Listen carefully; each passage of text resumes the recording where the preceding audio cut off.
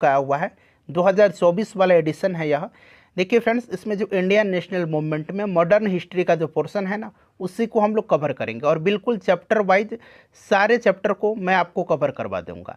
1990 से लेकर के 2024 तक, मार्च 2024 तक भारतवर्ष में जितने भी एग्जाम कंडक्ट करवाए गए हैं, चाहे वह यूपी पीसीएस हो, बीपीएससी हो, छत्तीसगढ़ पीसीएस हो, एमपी पीसीएस हो, जितने भी प्रश्न पूछे गए हैं सभी प्रश्नों को इस बुक में संकलित किया गया है।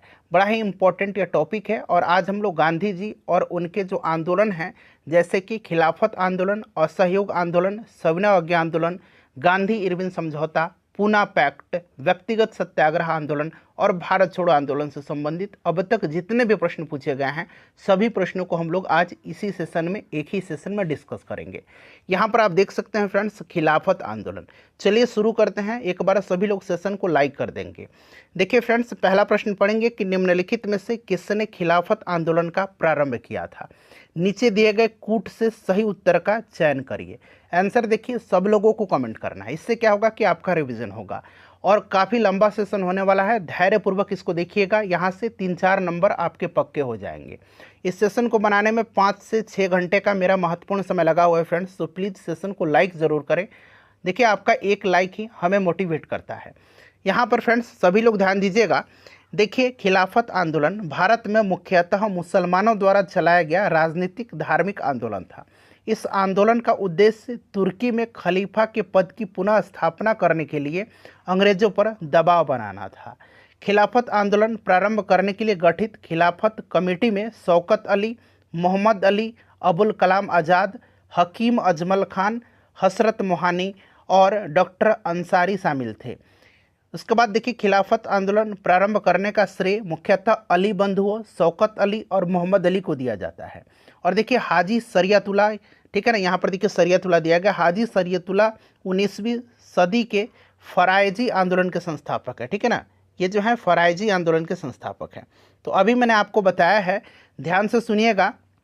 पहले राइट आंसर आपको बता देता हूँ, ऑप्शन बी हो जाएगा 1, 2 और 4। मैंने बताया ना अभी कि खिलाफत आंदोलन प्रारंभ करने के लिए गठित खिलाफत कमेटी में शौकत अली, मोहम्मद अली, अबुल कलाम आज़ाद, हकीम अजमल खान, हसरत मोहानी और डॉक्टर अंसारी शामिल थे। तो यहाँ पर देखिए शौकत अली, मोहम्मद अली, अबुल कलाम आज़ाद दिया गया है। तो यहाँ पर option number B right answer हो जाएगा। हाजी शरियतुल्लाह जो हैं ये फरायजी आंदोलन के संस्थापक हैं, ठीक है ना।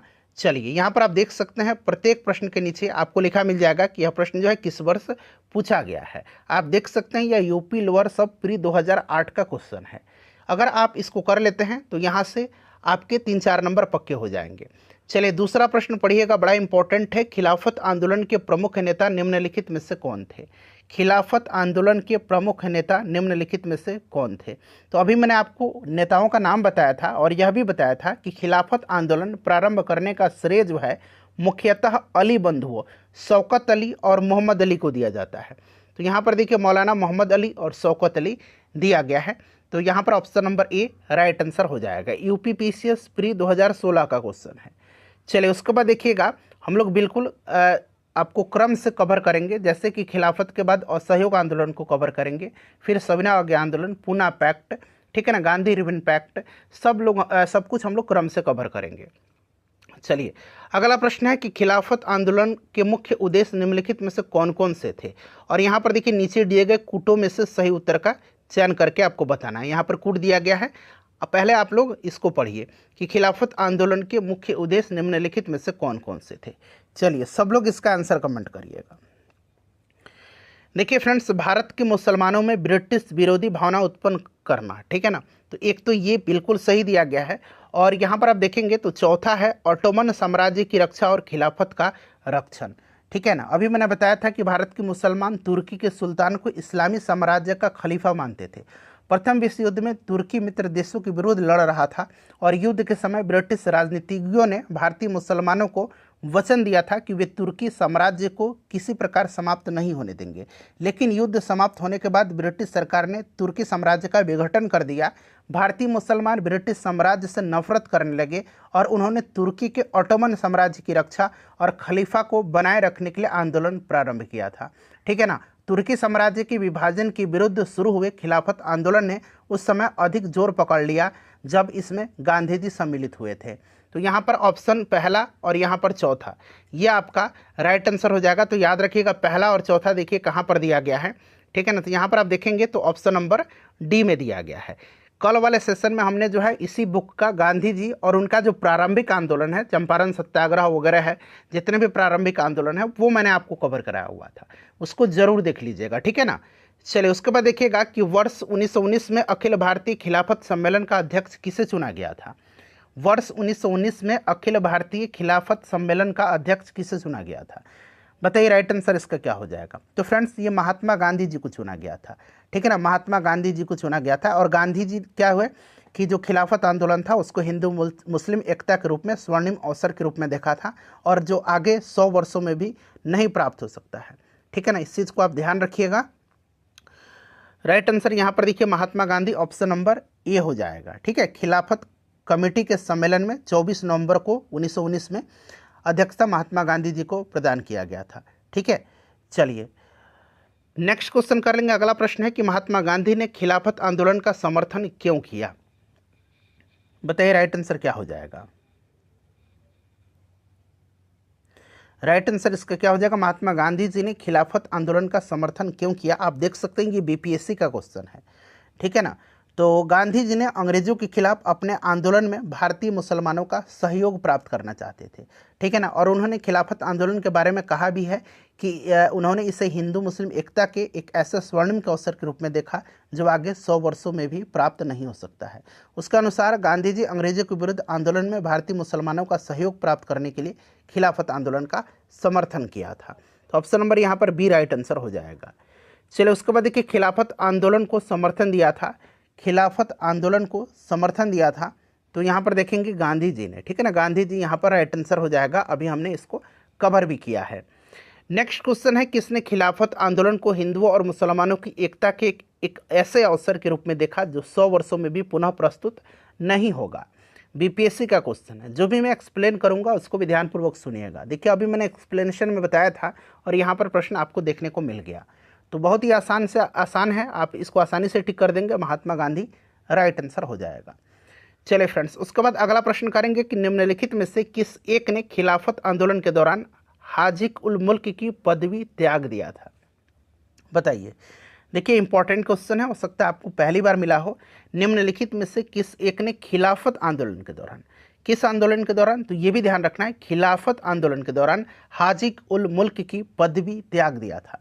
तो ये कौन थे, तो फ्रेंड्स ये थे हकीम अजमल खान, हकीम अजमल खान थे, ठीक है ना, याद रखिएगा हकीम अजमल खान। यह पदवी उनको ब्रिटिश सरकार द्वारा वर्ष 1908 में प्रदान किया गया था, ठीक है ना, हकीम अजमल खान।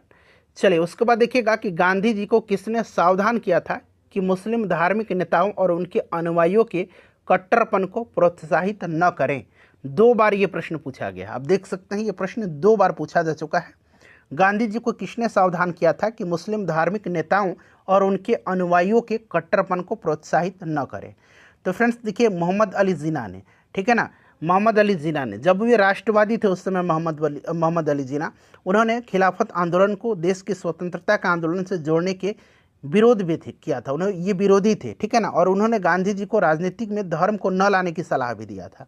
और उन्होंने खिलाफत आंदोलन में गांधी जी की भागीदारी के विरुद्ध गांधी जी को सावधान किया था और वे कहा था भी कि वे मुस्लिम धार्मिक नेताओं और उनके अनुयायियों के कट्टरपन को प्रोत्साहित न करें, ठीक है ना। ऑप्शन नंबर यहाँ पर डी राइट आंसर हो जाएगा।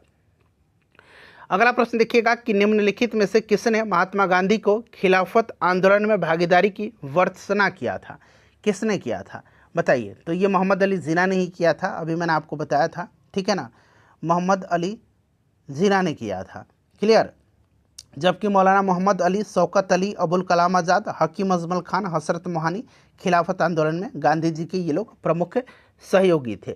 यहाँ पर 1 मिनट रुक जाइए, मोहम्मद अली जिन्ना होगा ऑप्शन नंबर डी, बाकी लोग सहयोगी थे गांधी जी के खिलाफत आंदोलन में।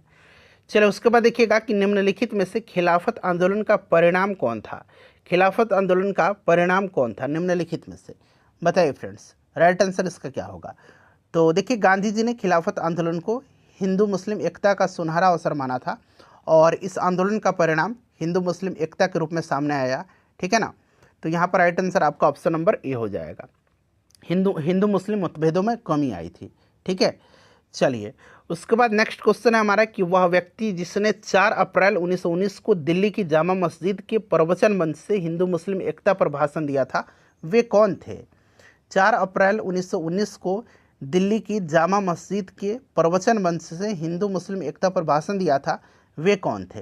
तो फ्रेंड्स ये स्वामी श्रद्धानंद थे, ठीक है ना, स्वामी श्रद्धानंद थे। ऑप्शन नंबर यहाँ पर डी राइट आंसर इसका हो जाएगा, ऑप्शन नंबर डी, ठीक है। चलिए फ्रेंड्स, उसके बाद अगला प्रश्न करेंगे कि कांग्रेस ने खिलाफत आंदोलन का समर्थन किया मुख्यतः, और यहाँ पर 4 कथन दिए गए हैं और पूछा गया है कि नीचे दिए गए कूट से सही उत्तर का चयन करिए। तो सबसे पहले यहाँ पर चारों कूट आपको दिखाई दे रहा है, ठीक है ना, बताइए पढ़ करके किसका राइट आंसर क्या होगा।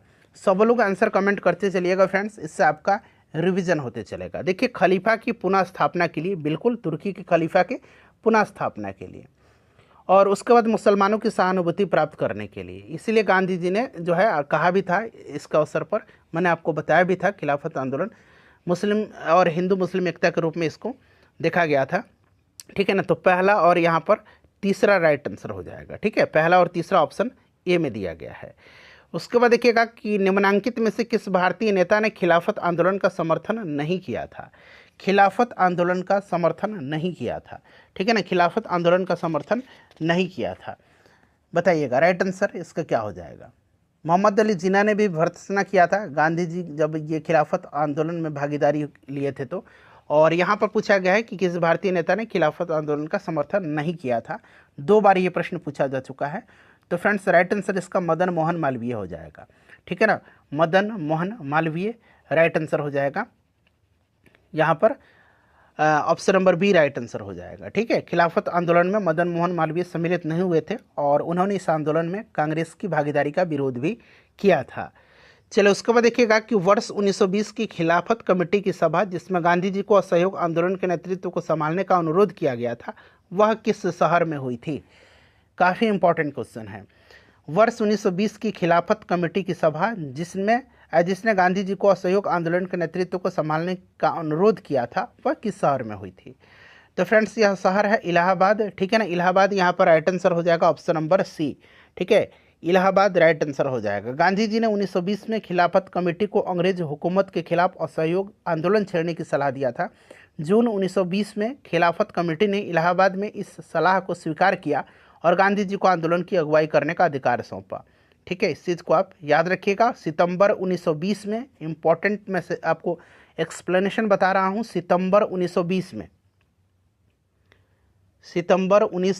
में कलकत्ता के विशेष अधिवेशन में लाला लाजपत राय की अध्यक्षता में असहयोग आंदोलन के प्रस्ताव को स्वीकार कर लिया गया। चलिए ध्यान रखिएगा, ये बीपीएससी का क्वेश्चन है, ठीक है ना। चलिए उसके बाद देखिएगा कि इस मिसाल में हम मुसलमानों को हिंदुओं से भिड़ा नहीं पाए, निम्नलिखित में से कौन सी घटना से एचिंसन के इस कथन का संबंध है? एचिंसन के, ठीक है, बताइए राइट आंसर इसका क्या हो जाएगा। तो राइट आंसर यहाँ पर खिलाफत और असहयोग आंदोलन हो जाएगा, ऑप्शन नंबर सी, ठीक है ना, इस चीज़ को ध्यान रखिएगा। एचिंसन की यह टिप्पणी जो है खिलाफत और असहयोग आंदोलन के संबंध में थी और तुर्की के प्रश्न पर ब्रिटेन के प्रति आक्रोश ने मुसलमानों को हिंदुओं के समीप ला दिया था, ठीक है, इस चीज़ को आप याद रखिएगा।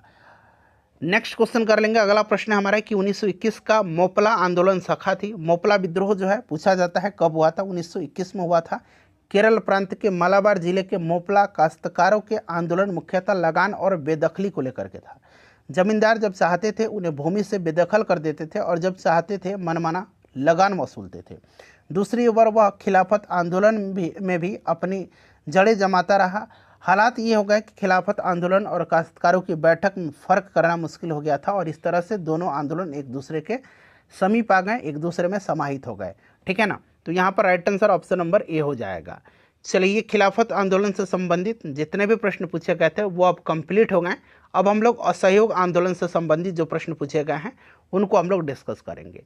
चलिए फ्रेंड्स, असहयोग आंदोलन से संबंधित पहला प्रश्न पढ़िएगा कि निम्नलिखित में से किसने 1920 के नागपुर के भारतीय राष्ट्रीय कांग्रेस के अधिवेशन में असहयोग के प्रस्ताव को प्रस्तावित किया था? ठीक है, राइट आंसर इसका क्या होगा बताइए फ्रेंड्स, करेक्ट आंसर इसका क्या हो जाएगा। देखिए सितंबर 1920 में, ठीक है ना, सितंबर 1920 में कलकत्ता में संपन्न भारतीय राष्ट्रीय कांग्रेस के विशेष अधिवेशन में महात्मा गांधी जी ने असहयोग के प्रस्ताव को प्रस्तावित किया था। जिसका चित्तरंजन दास ने विरोध किया था। फिर दिसंबर 1920 में जो है नागपुर में संपन्न कांग्रेस के वार्षिक अधिवेशन में असहयोग प्रस्ताव पर व्यापक चर्चा हुई और इसका अनुसमर्थन किया गया।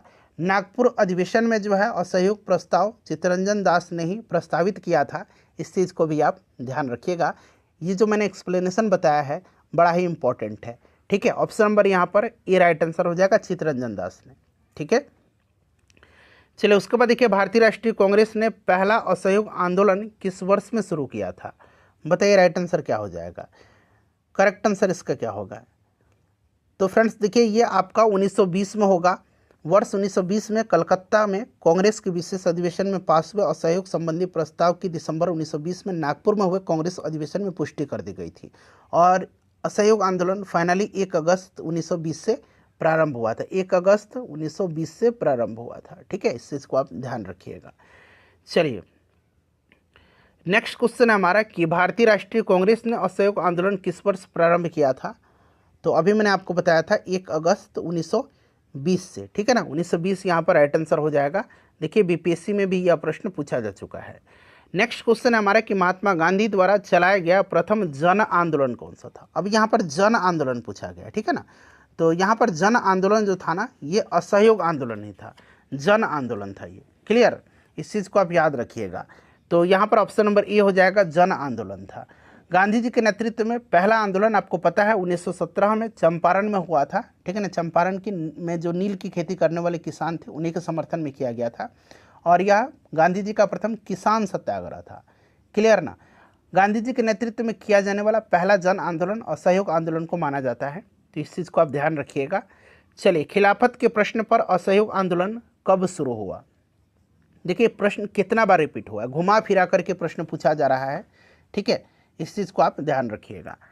नेक्स्ट क्वेश्चन है हमारा कि निम्न में से कौन सा एक असहयोग आंदोलन को प्रारंभ करने का कारण नहीं था? कारण नहीं था, नहीं पूछा गया है, बताइए। तो यहाँ पर देखिए खिलाफत का प्रश्न तो था ही, पंजाब में अत्याचार, रॉलेट एक्ट भी था जो कि रॉलेट एक्ट 1919 की घटना थी, अब ये रिसेंटली मतलब इससे संबंधित थे। ये आपका नमक कानून नहीं था, नमक कानून तो आप आगे सविनय अवज्ञा आंदोलन में पढ़ेंगे। ठीक है ना, 1930 के आसपास में। चलिए उसके बाद देखिए भारतीय राष्ट्रीय कांग्रेस का सितंबर 1920, ध्यान से पढ़िएगा, सितंबर 1920 में कलकत्ता में जो विशेष अधिवेशन आयोजित किया था जिसमें असहयोग आंदोलन का प्रस्ताव पारित किया गया था, इसके अध्यक्ष कौन थे? बड़ा इंपॉर्टेंट क्वेश्चन है, इसके अध्यक्ष कौन थे? तो फ्रेंड्स अभी मैंने आपको बताया था ये लाला लाजपत राय थे। ठीक है ना, लाला लाजपत राय। और अभी जो आपका बीपीएससी हेड टीचर और हेड मास्टर के एग्जाम हुआ था उसमें भी पूछा गया था कि कथन दे करके कि कौन सा कथन इसमें से सही था, और एक कथन में दिया गया था कि लाला लाजपत राय भारतीय राष्ट्रीय कांग्रेस के अध्यक्ष कभी भी नहीं बने थे। तो देखिए ये बने थे, यहाँ प्रश्न में भी आपको मिल गया। 1920 सितंबर में जो कलकत्ता में विशेष अधिवेशन हुआ था उसी की अध्यक्षता इन्होंने किया था। ठीक है, चलिए उसके बाद नेक्स्ट क्वेश्चन है कि गांधी जी ने असहयोग आंदोलन कब प्रारंभ किया था? देखिए ये प्रश्न कितना बार पूछा जा रहा है और मैंने रख दिया हूबहू ताकि आपको आइडिया लगे कि आखिर प्रश्न इंपॉर्टेंट कितना है। चलिए 1920, एक वर्ष में स्वराज का नारा गांधी जी ने कब दिया था? एक वर्ष में स्वराज का नारा गांधी जी ने कब दिया था? तो गांधी जी ने जो है एक वर्ष में स्वराज का नारा दिया था असहयोग आंदोलन के दौरान। ठीक है ना, असहयोग आंदोलन के दौरान जो है गांधी जी ने कहा था असहयोग आंदोलन शुरू होने के एक वर्ष के भीतर स्वराज प्राप्त करने का इन्होंने नारा दिया था। ठीक है, चलिए उसके बाद देखिएगा कि 1919 के सुधारों की भारतीयों की आकांक्षाओं को पूर्ण करने में असफलता के साथ भारतीय राष्ट्रीय कांग्रेस ने स्वराज अथवा स्वशासन हेतु आंदोलन किया था। किसके नेतृत्व में? बताइए राइट आंसर इसका क्या होगा, करेक्ट आंसर बताइए। तो यहाँ पर आप देख सकते हैं फ्रेंड्स, इसका जो राइट आंसर हो जाएगा वो आपका ऑप्शन नंबर ए हो जाएगा, महात्मा गांधी जी के। ठीक है, महात्मा गांधी जी के। क्लियर। चलिए, और असहयोग आंदोलन के दौरान ही मोतीलाल नेहरू, लाला लाजपत राय, सरदार वल्लभ भाई पटेल, जवाहरलाल नेहरू और राजेंद्र प्रसाद न्यायालय का बहिष्कार करके आंदोलन में कूद पड़े थे। ये नाम भी आप ध्यान रख सकते हैं। देखिए एक वर्ष के भीतर स्वराज प्राप्ति का लक्ष्य था। देखिए प्रश्न जो है अब तक 2 बार पूछ लिया गया। ठीक है ना, तो यहाँ पर देखिए असहयोग आंदोलन राइट आंसर हो जाएगा। निम्नलिखित कथनों में से कौन सा कथन जो है असहयोग आंदोलन के संबंध में सही नहीं है? अब यहाँ पर देखिए नहीं पूछा गया है, वहाँ पर मैं यहाँ पर अंडरलाइन कर दे रहा हूँ ताकि आपको यहाँ पर स्पष्ट रूप से पता चल सके कि प्रश्न में नहीं पूछा गया है। बताइए राइट आंसर क्या होगा इसका। तो यहाँ पर आप देख सकते हैं कि इस आंदोलन की अवधि वर्ष 1920 से 22 तक थी। सही है, 1 वर्ष के भीतर स्वराज प्राप्ति का लक्ष्य गांधी जी ने दिया था और इसमें बहिष्कार की भी योजना थी, ठीक है ना। लेकिन मोहम्मद अली जिन्ना ने इस आंदोलन का समर्थन किया था, यह आपका यहाँ पर सही नहीं है, ठीक है ना। मोहम्मद अली जिन्ना ने इसका समर्थन नहीं अपितु इसका विरोध किया था, इस चीज़ को याद रखिएगा, ठीक है। चलिए उसके बाद नेक्स्ट क्वेश्चन कर लेंगे कि नगरों में असहयोग आंदोलन के संबंध में निम्नलिखित में से कौन सा कथन सही नहीं है। फिर से पूछा गया कि कौन सा कथन यहाँ पर सही नहीं है नगरों में, ठीक है। अब यहाँ से आंसर आपको चुन करके बताना है। पहले आप कथन को पढ़िएगा फिर आंसर बताइएगा। देखिए सही नहीं पूछा गया है, आंदोलन में केवल उच्च जातियों और अमीरों ने भाग लिया था, तो ये सही नहीं है, ठीक है ना। इस चीज़ को आप याद रखिएगा। इसमें हजारों छात्रों ने सरकारी नियंत्रण वाले स्कूल को छोड़ दिया था, प्रधानाध्यापकों और शिक्षकों ने त्यागपत्र दे दिया था, वकीलों ने अपनी वकालत छोड़ दिया था। और आपको याद होगा कि इस आंदोलन में शहर और ग्रामीण दोनों ही क्षेत्र के लोग शामिल थे और यह अब तक के स्वतंत्रता आंदोलन का सबसे बड़ा जन आंदोलन भी था, ठीक है ना। और इस समय हुए काउंसिल के चुनाव में मद्रास की जस्टिस पार्टी ने भी भाग लिया था और 63 सीट्स उसने जीती भी थी। इस चीज़ को भी आप याद रखिएगा।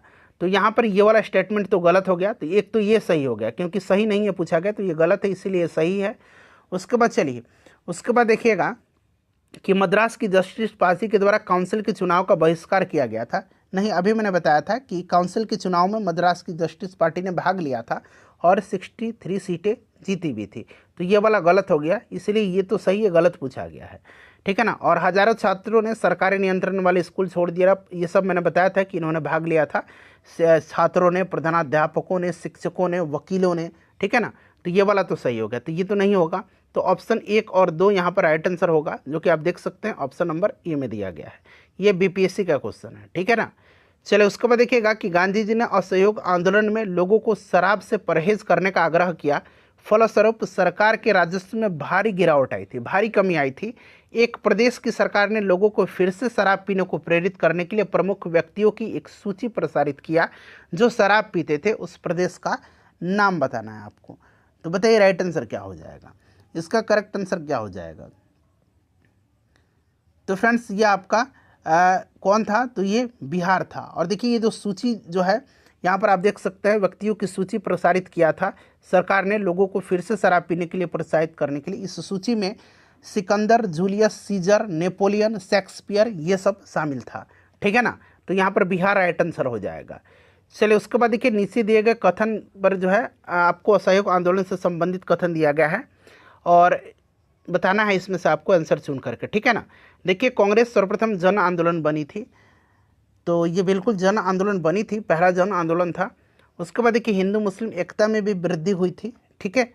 और जनता के मन में ब्रिटिश शक्ति का भय हट गया था, बिल्कुल यहाँ पर ये सही दिया गया है। ब्रिटेन की सरकार भारतीयों को राजनीतिक रियायतें देने पर राजी हुई थी, नहीं ये वाला यहाँ पर सही नहीं है, इसीलिए आपका 1, 2, 3 ये जो है असहयोग आंदोलन के संबंध में आपका सही दिया गया है, ठीक है ना। इस चीज़ को आप याद रखिएगा।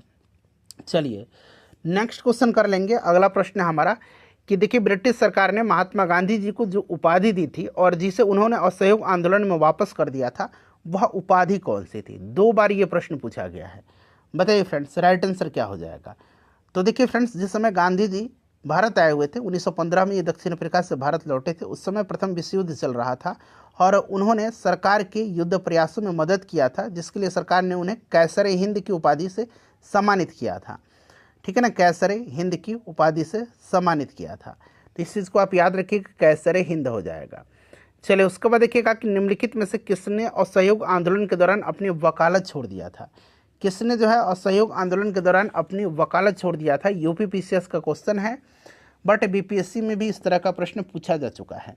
देखिए असहयोग आंदोलन के दौरान चित्तरंजन दास ने, मोतीलाल नेहरू ने, राजेंद्र प्रसाद ने, पंडित जवाहरलाल नेहरू ने, विट्ठल भाई पटेल ने, वल्लभ भाई पटेल ने, इन लोगों ने अपनी वकालत छोड़ दिया था, ठीक है। तो यहाँ पर आप देखिए चित्तरंजन दास दिया गया है, और भी मैंने नाम बताया है मोतीलाल नेहरू जी का, राजेंद्र प्रसाद जी का, जवाहरलाल नेहरू जी का, विट्ठल भाई पटेल जी का और वल्लभ भाई पटेल जी का, जिन्होंने असहयोग आंदोलन के दौरान अपनी वकालत छोड़ दिया था।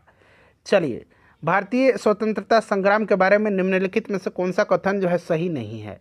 बताइएगा कौन सा कथन सही नहीं है। ये 68 बीपीएससी का क्वेश्चन है, ठीक है ना, यहाँ पर आप देख भी सकते हैं। बताइए राइट आंसर क्या होगा। दो ऑप्शन दिखे, एक से अधिक है और कोई नहीं है, तो ये तो आपसे इससे मतलब नहीं है। आइए आपको स्पष्ट दिख रहा है, पढ़ करके बताइए कौन सा जो है सही नहीं है। तो देखिए वर्ष 1921 में महात्मा गांधी को गिरफ्तार कर लिया गया था। देखिए ध्यान से सुनिएगा, 4 फरवरी 1922 को चौरा चौरी कांड के कारण 12 फरवरी 1922 को बारदोली में हुई कांग्रेस की बैठक में आंदोलन को स्थगित करने का निर्णय लिया गया था। और इसके पश्चात 10 मार्च 1922 को, याद रखिएगा 10 मार्च 1922 को गांधी जी को गिरफ्तार कर लिया गया था, ठीक है ना, इस चीज़ को आप ध्यान रखिएगा। चलिए तो यहाँ पर देखिए ये वाला तो आपका गलत है, तो यहीं आपका सही दिया गया है, ठीक है। गांधी जी ने अपना पहला जो है प्रमुख सार्वजनिक भाषण बनारस हिंदू विश्वविद्यालय में दिया था, ये आपका सही दिया गया है, इसको आप ध्यान रखिएगा, ये प्रश्न बनता है, ठीक है। और चौरी चौरा कांड के कारण गांधी जी ने असहयोग आंदोलन से हाथ भी खींच लिया था। चलिए उसके बाद नेक्स्ट क्वेश्चन करेंगे कि निम्नलिखित में से किसने असहयोग आंदोलन का समर्थन दिया परंतु इसके परिणाम नहीं देख सके थे। जिस दिन असहयोग आंदोलन शुरू हुआ था ना, 1 अगस्त 1920 को, उसी दिन जो है बाल गंगाधर तिलक जी की मृत्यु हो गई थी, ठीक है ना। तो बाल गंगाधर तिलक जी ने इसका परिणाम नहीं देख सके थे, तो यहाँ पर देखिए option number A right answer हो जाएगा। देखिए किस क्षेत्र में जो है राहुल सांकृत्यायन, ध्यान से पढ़िएगा, बिहार से संबंधित क्वेश्चन है और ये बीपीएससी में पूछा जा चुका है कि किस क्षेत्र में राहुल सांकृत्यायन 1920 के असहयोग आंदोलन में सक्रिय रहे थे। तो राहुल सांकृत्यायन जो है ये सक्रिय रहे थे छपरा में, ठीक है ना, छपरा में असहयोग आंदोलन के दौरान बाढ़ पीड़ितों की सहायता में सक्रिय रहे थे और गांधीवादी आंदोलन से भी ये जुड़े रहे थे। छपरा राइट आंसर होगा। देखिए निम्नलिखित में से कौन चौरी चौरा कांड की वास्तविक तिथि है। फ्रेंड्स इसका आंसर आप मुझे कमेंट करके बताइए, इसका आंसर आप लोग मुझे कमेंट करके बताइए।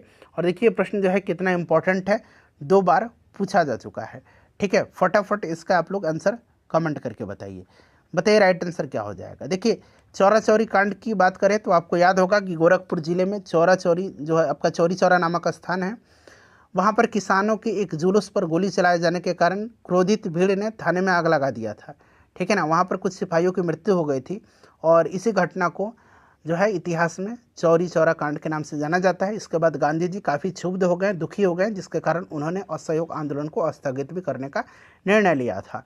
चलिए राइट आंसर इसका कमेंट करके बताइए कि क्या होगा। सब लोग इसका आंसर 4 फरवरी 1922 यहाँ पर इसका आंसर हो जाएगा, ठीक है। चलिए उसके बाद देखिएगा नेक्स्ट क्वेश्चन कर लेंगे। अगला प्रश्न हमारा कि फरवरी 1922 में पुलिस चौकी में आग लगाने की घटना से संबंधित चौरी चौरा किस राज्य में है। तो फ्रेंड्स यह किस राज्य में है, उत्तर प्रदेश में है। सिंपल सा क्वेश्चन है, उत्तर प्रदेश से यहाँ पर राइट आंसर हो जाएगा। ये आपका देख सकते हैं 67th बीपीएससी का क्वेश्चन है। चौरी चौरा किस जनपद में स्थित है। हाँ ये थोड़ा सा बन सकता है बिहार के जो यूपी से बाहर के स्टूडेंट हैं उनके लिए, तो इस चीज़ को आप याद रखिएगा, गोरखपुर जनपद में ये आपका है। देखिए किस घटना के कारण गांधी जी ने असहयोग आंदोलन को वापस ले लिया था, नॉन कोऑपरेशन मूवमेंट को। तो अभी मैंने बताया था कि ये चौरी चौरा कांड था, option number B right answer हो जाएगा। देखिए महात्मा गांधी ने असहयोग आंदोलन स्थगित कर दिया था क्योंकि, देखिए प्रश्न को घुमा फिरा के पूछा जा रहा है, एक ही प्रश्न है, कितना इंपॉर्टेंट है, चौरी चौरा में जो हिंसा भड़की उठी थी इसी के कारण, ठीक है ना। महात्मा गांधी ने वर्ष 1922 में असहयोग आंदोलन क्यों वापस ले लिया। देखिए फिर से इसी तरह का प्रश्न है, चौरी चौरा में हुई हिंसा के कारण, ऑप्शन सी राइट आंसर हो जाएगा। निम्नलिखित में से देखिए किस प्रमुख कारण से महात्मा गांधी ने 1922 में असहयोग आंदोलन वापस ले लिया। ये अलग अलग एग्जाम में पूछे जा रहे हैं, ठीक है ना। देखिए कितना इंपॉर्टेंट है ये क्वेश्चन। यह आंदोलन की सफलता, यहाँ पर देखिए राइट आंसर, 1 मिनट रुक जाइए, ऑप्शन डी होगा, ठीक है ना। चलिए उसके बाद नेक्स्ट क्वेश्चन है कि फरवरी 2021 में प्रधानमंत्री के द्वारा किस शताब्दी समारोह की शुरुआत हुई थी। देखिए 2021 में पूरे आपके 100 वर्ष हो गए हैं, तो ये सिंपल सा क्वेश्चन, चौरी चौरा आपका शताब्दी समारोह फरवरी में, ठीक है ना। चलिए चौरी चौरा की घटना के समय महात्मा गांधी कहाँ थे। महात्मा गांधी जब चौरी चौरा की घटना हुई थी उस समय कहाँ थे, बताइए राइट आंसर क्या हो जाएगा, करेक्ट आंसर बताइए क्या हो जाएगा। तो गांधी जी उस समय बारदोली में थे, ठीक है ना, बारदोली में थे उस समय गांधी जी, इस चीज़ को ध्यान रखिएगा। और 12 फरवरी 1922 को बारदोली में कांग्रेस वर्किंग कमेटी की बैठक बुलाकर के असहयोग आंदोलन स्थगित करने की घोषणा किया गया था। चौरी चौरा की घटना के समय गांधी जी गुजरात के बारदोली में सामूहिक सत्याग्रह के द्वारा सविनय अवज्ञा आंदोलन प्रारंभ करने की तैयारी कर रहे थे। ऑप्शन नंबर यहाँ पर डी राइट आंसर इसका हो जाएगा। देखिए, असहयोग आंदोलन 1920 में प्रारंभ हुआ था, ठीक है ना, ये तो बिल्कुल सही है। बताइए यह कब समाप्त हुआ था, ये समाप्त कब हुआ था? तो अभी मैंने आपको बताया था 1922, यहाँ पर राइट आंसर इसका हो जाएगा, ठीक है ना। चलिए, 2 बार ये प्रश्न पूछा गया है। देखिए, दिल्ली में 24 फरवरी 1922 को आयोजित अखिल भारतीय कांग्रेस समिति की बैठक में असहयोग आंदोलन वापस लेने के लिए गांधी जी के विरुद्ध निंदा प्रस्ताव किसने प्रस्तुत किया था? बताइए। दिल्ली में 24 फरवरी 1922 को आयोजित अखिल भारतीय कांग्रेस समिति की बैठक में असहयोग आंदोलन वापस लेने के लिए गांधी जी के विरुद्ध निंदा प्रस्ताव किसने प्रस्तुत किया था? तो फ्रेंड्स, ये प्रस्तुत किया था डॉक्टर मुंजे ने, ठीक है ना, डॉक्टर मुंजे ने प्रस्तुत किया था। इस चीज़ को ध्यान रखिएगा, काफ़ी इंपॉर्टेंट है, ठीक है। बालकृष्ण शिवरमन मुंजे इनका नाम है, बालकृष्ण शिवरमन मुंजे, इन्होंने ही गांधी जी के खिलाफ निंदा प्रस्ताव लाया था। ऑप्शन डी राइट आंसर होगा। देखिए, असहयोग आंदोलन के स्थगन संबंधी घटनाओं का सही क्रम जो है इंगित करें असहयोग आंदोलन का। तो यहाँ पर देखिएगा, ये क्रम अगर बात करें तो चौरी चौरा में पुलिस गोलीकांड, ठीक है, उसके बाद आपका उग्र भीड़ के द्वारा पुलिस थाना को जलाना, गांधी जी ने स्थगन कर दिया और फिर गांधी जी की गिरफ्तारी हुई है, ठीक है। मैंने बताया था कि गांधी जी को 10 मार्च 1922 को गिरफ्तार किया गया था। तो यहाँ पर बिल्कुल ये क्रम से दिया गया, 1 2 3 4 राइट आंसर हो जाएगा ऑप्शन नंबर ए में। असहयोग आंदोलन के दौरान बिहार में कृषकों का नेतृत्व किसने किया था? ये बीपीएससी में पूछा गया प्रश्न है और बार बार पूछा जाता है कि असहयोग आंदोलन के दौरान बिहार में कृषकों का नेतृत्व किसने किया था? तो देखिए, स्वामी विद्यानंद जी थे, इन्होंने बिहार में ये बिहार के किसान नेता थे और असहयोग आंदोलन के दौरान बिहार में कृषकों का नेतृत्व इन्होंने जो है किया था, विशेष करके उत्तर बिहार के कई जिलों में, खास करके जो दरभंगा राज था वहाँ के इलाकों में स्वामी विद्यानंद जी थे, इन्होंने रैयतों को अपने अधिकार के बारे में सचेत किया था। ऑप्शन ए राइट आंसर हो जाएगा। देखिए, बिहार के किस वकील ने असहयोग आंदोलन के समय अपनी वकालत छोड़ दिया था? बताइए राइट आंसर क्या हो जाएगा, करेक्ट आंसर क्या हो जाएगा? तो राजेंद्र प्रसाद जी थे, ठीक है ना, राजेंद्र प्रसाद राइट आंसर हो जाएगा। इनके भाई महेंद्र प्रसाद के द्वारा भी आंदोलन के समर्थन में राय साहब की उपाधि जो है और जो अवैतनिक मजिस्ट्रेट का पद था, दोनों को त्याग दिया था इनके भाई ने, ठीक है ना। राय साहब की भी उपाधि लौटा दिया था और अवैतनिक मजिस्ट्रेट के पद को भी त्याग दिया था। यहाँ पर राजेंद्र प्रसाद राइट आंसर हो जाएगा। देखिए, नेक्स्ट क्वेश्चन है कि निम्नलिखित घटनाओं का सही क्रम नीचे दिए गए कूट से बताइए। सही क्रम यहाँ पर क्या होगा? बताइए राइट आंसर क्या होगा इसका? तो देखिए, चौरी चौरा कांड 4 फरवरी 1922 की घटना है, तो 1 नंबर पर ये हो जाएगा, ठीक है। उसके बाद देखिए, बारदोली प्रस्ताव, यह आपका हो जाएगा 12 फरवरी 1922, 12 फरवरी, ये आपका 4 फरवरी की घटना है, 4 फरवरी, ये आपका 12 फरवरी की घटना है। और असहयोग आंदोलन का स्थगन जो है, ये आपका असहयोग आंदोलन का स्थगन 1922 में ही बारदोली में जो कांग्रेस की बैठक हुई थी, जिसमें असहयोग आंदोलन को समाप्त करने का निर्णय लिया गया था, ठीक है ना, और आंदोलन समाप्त हो गया था। तो 1 और इसका राइट आंसर हो जाएगा 3 और 2, ठीक है ना। तो ऑप्शन नंबर यहाँ पर 1 3 2 option number C right answer हो जाएगा, ठीक है। चलिए, उसके बाद नेक्स्ट क्वेश्चन करेंगे कि 1923-28 के काल में भारतीय राजनीति में क्रांतिकारी कार्यविधियों की पुनरावृत्ति का कारण था। बताइए राइट आंसर यहाँ पर क्या होगा? तो वर्ष 1922 के बाद असहयोग आंदोलन का स्थगन और देश में किसी भी प्रकार की राजनीतिक गतिविधि के अभाव में बहुत से क्षमतावान राष्ट्रवादी युवाओं का मोह भंग हो गया था और ये गांधी जी के नेतृत्व और अहिंसात्मक संघर्ष की राजनीति से भी असंतुष्ट हो गए थे। ये रूस, चाइना, आयरलैंड, तुर्की, मिस्र इत्यादि में कहीं भी होने वाले क्रांतिकारी आंदोलन और विद्रोह से अनुप्राणित होकर के हिंसात्मक माध्यम से ब्रिटिश शासन को उखाड़ फेंकने के लिए प्रयासरत थे और इस कारण यह काल भारतीय राजनीति में क्रांतिकारी कार्यविधियों की पुनरावृत्ति का काल माना जाता है, ठीक है ना। चलिए, तो यहाँ पर ऑप्शन नंबर क्या राइट आंसर हो जाएगा? बी करेक्ट आंसर हो जाएगा। गांधी जी के द्वारा असहयोग आंदोलन का स्थगन यहाँ पर राइट आंसर हो जाएगा, ठीक है। चलिए, उसके बाद देखिएगा कि असहयोग आंदोलन के दौरान विदेशी वस्त्रों के लिए जलाए जाने पर किसने महात्मा गांधी को लिखा कि यह निष्ठुर बर्बादी है?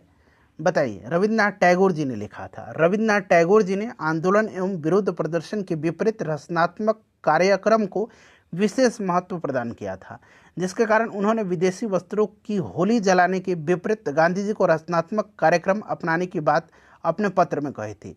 असहयोग आंदोलन के दौरान रविन्द्रनाथ टैगोर ने विदेशी वस्त्रों को जलाए जाने को अविवेकी या निष्ठुर बर्बादी कहा था। देखिए 4 बार ये प्रश्न पूछा गया है, एक 5 बार हो गया।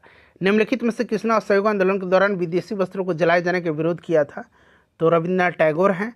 चलिए उसके बाद देखिएगा कि निम्नलिखित संस्थाओं में कौन असहयोग आंदोलन के दौरान स्थापित किया गया था? असहयोग आंदोलन के दौरान, तो देखिए असहयोग आंदोलन के दौरान जो स्थापित किया गया था वो आपसे पूछा गया है।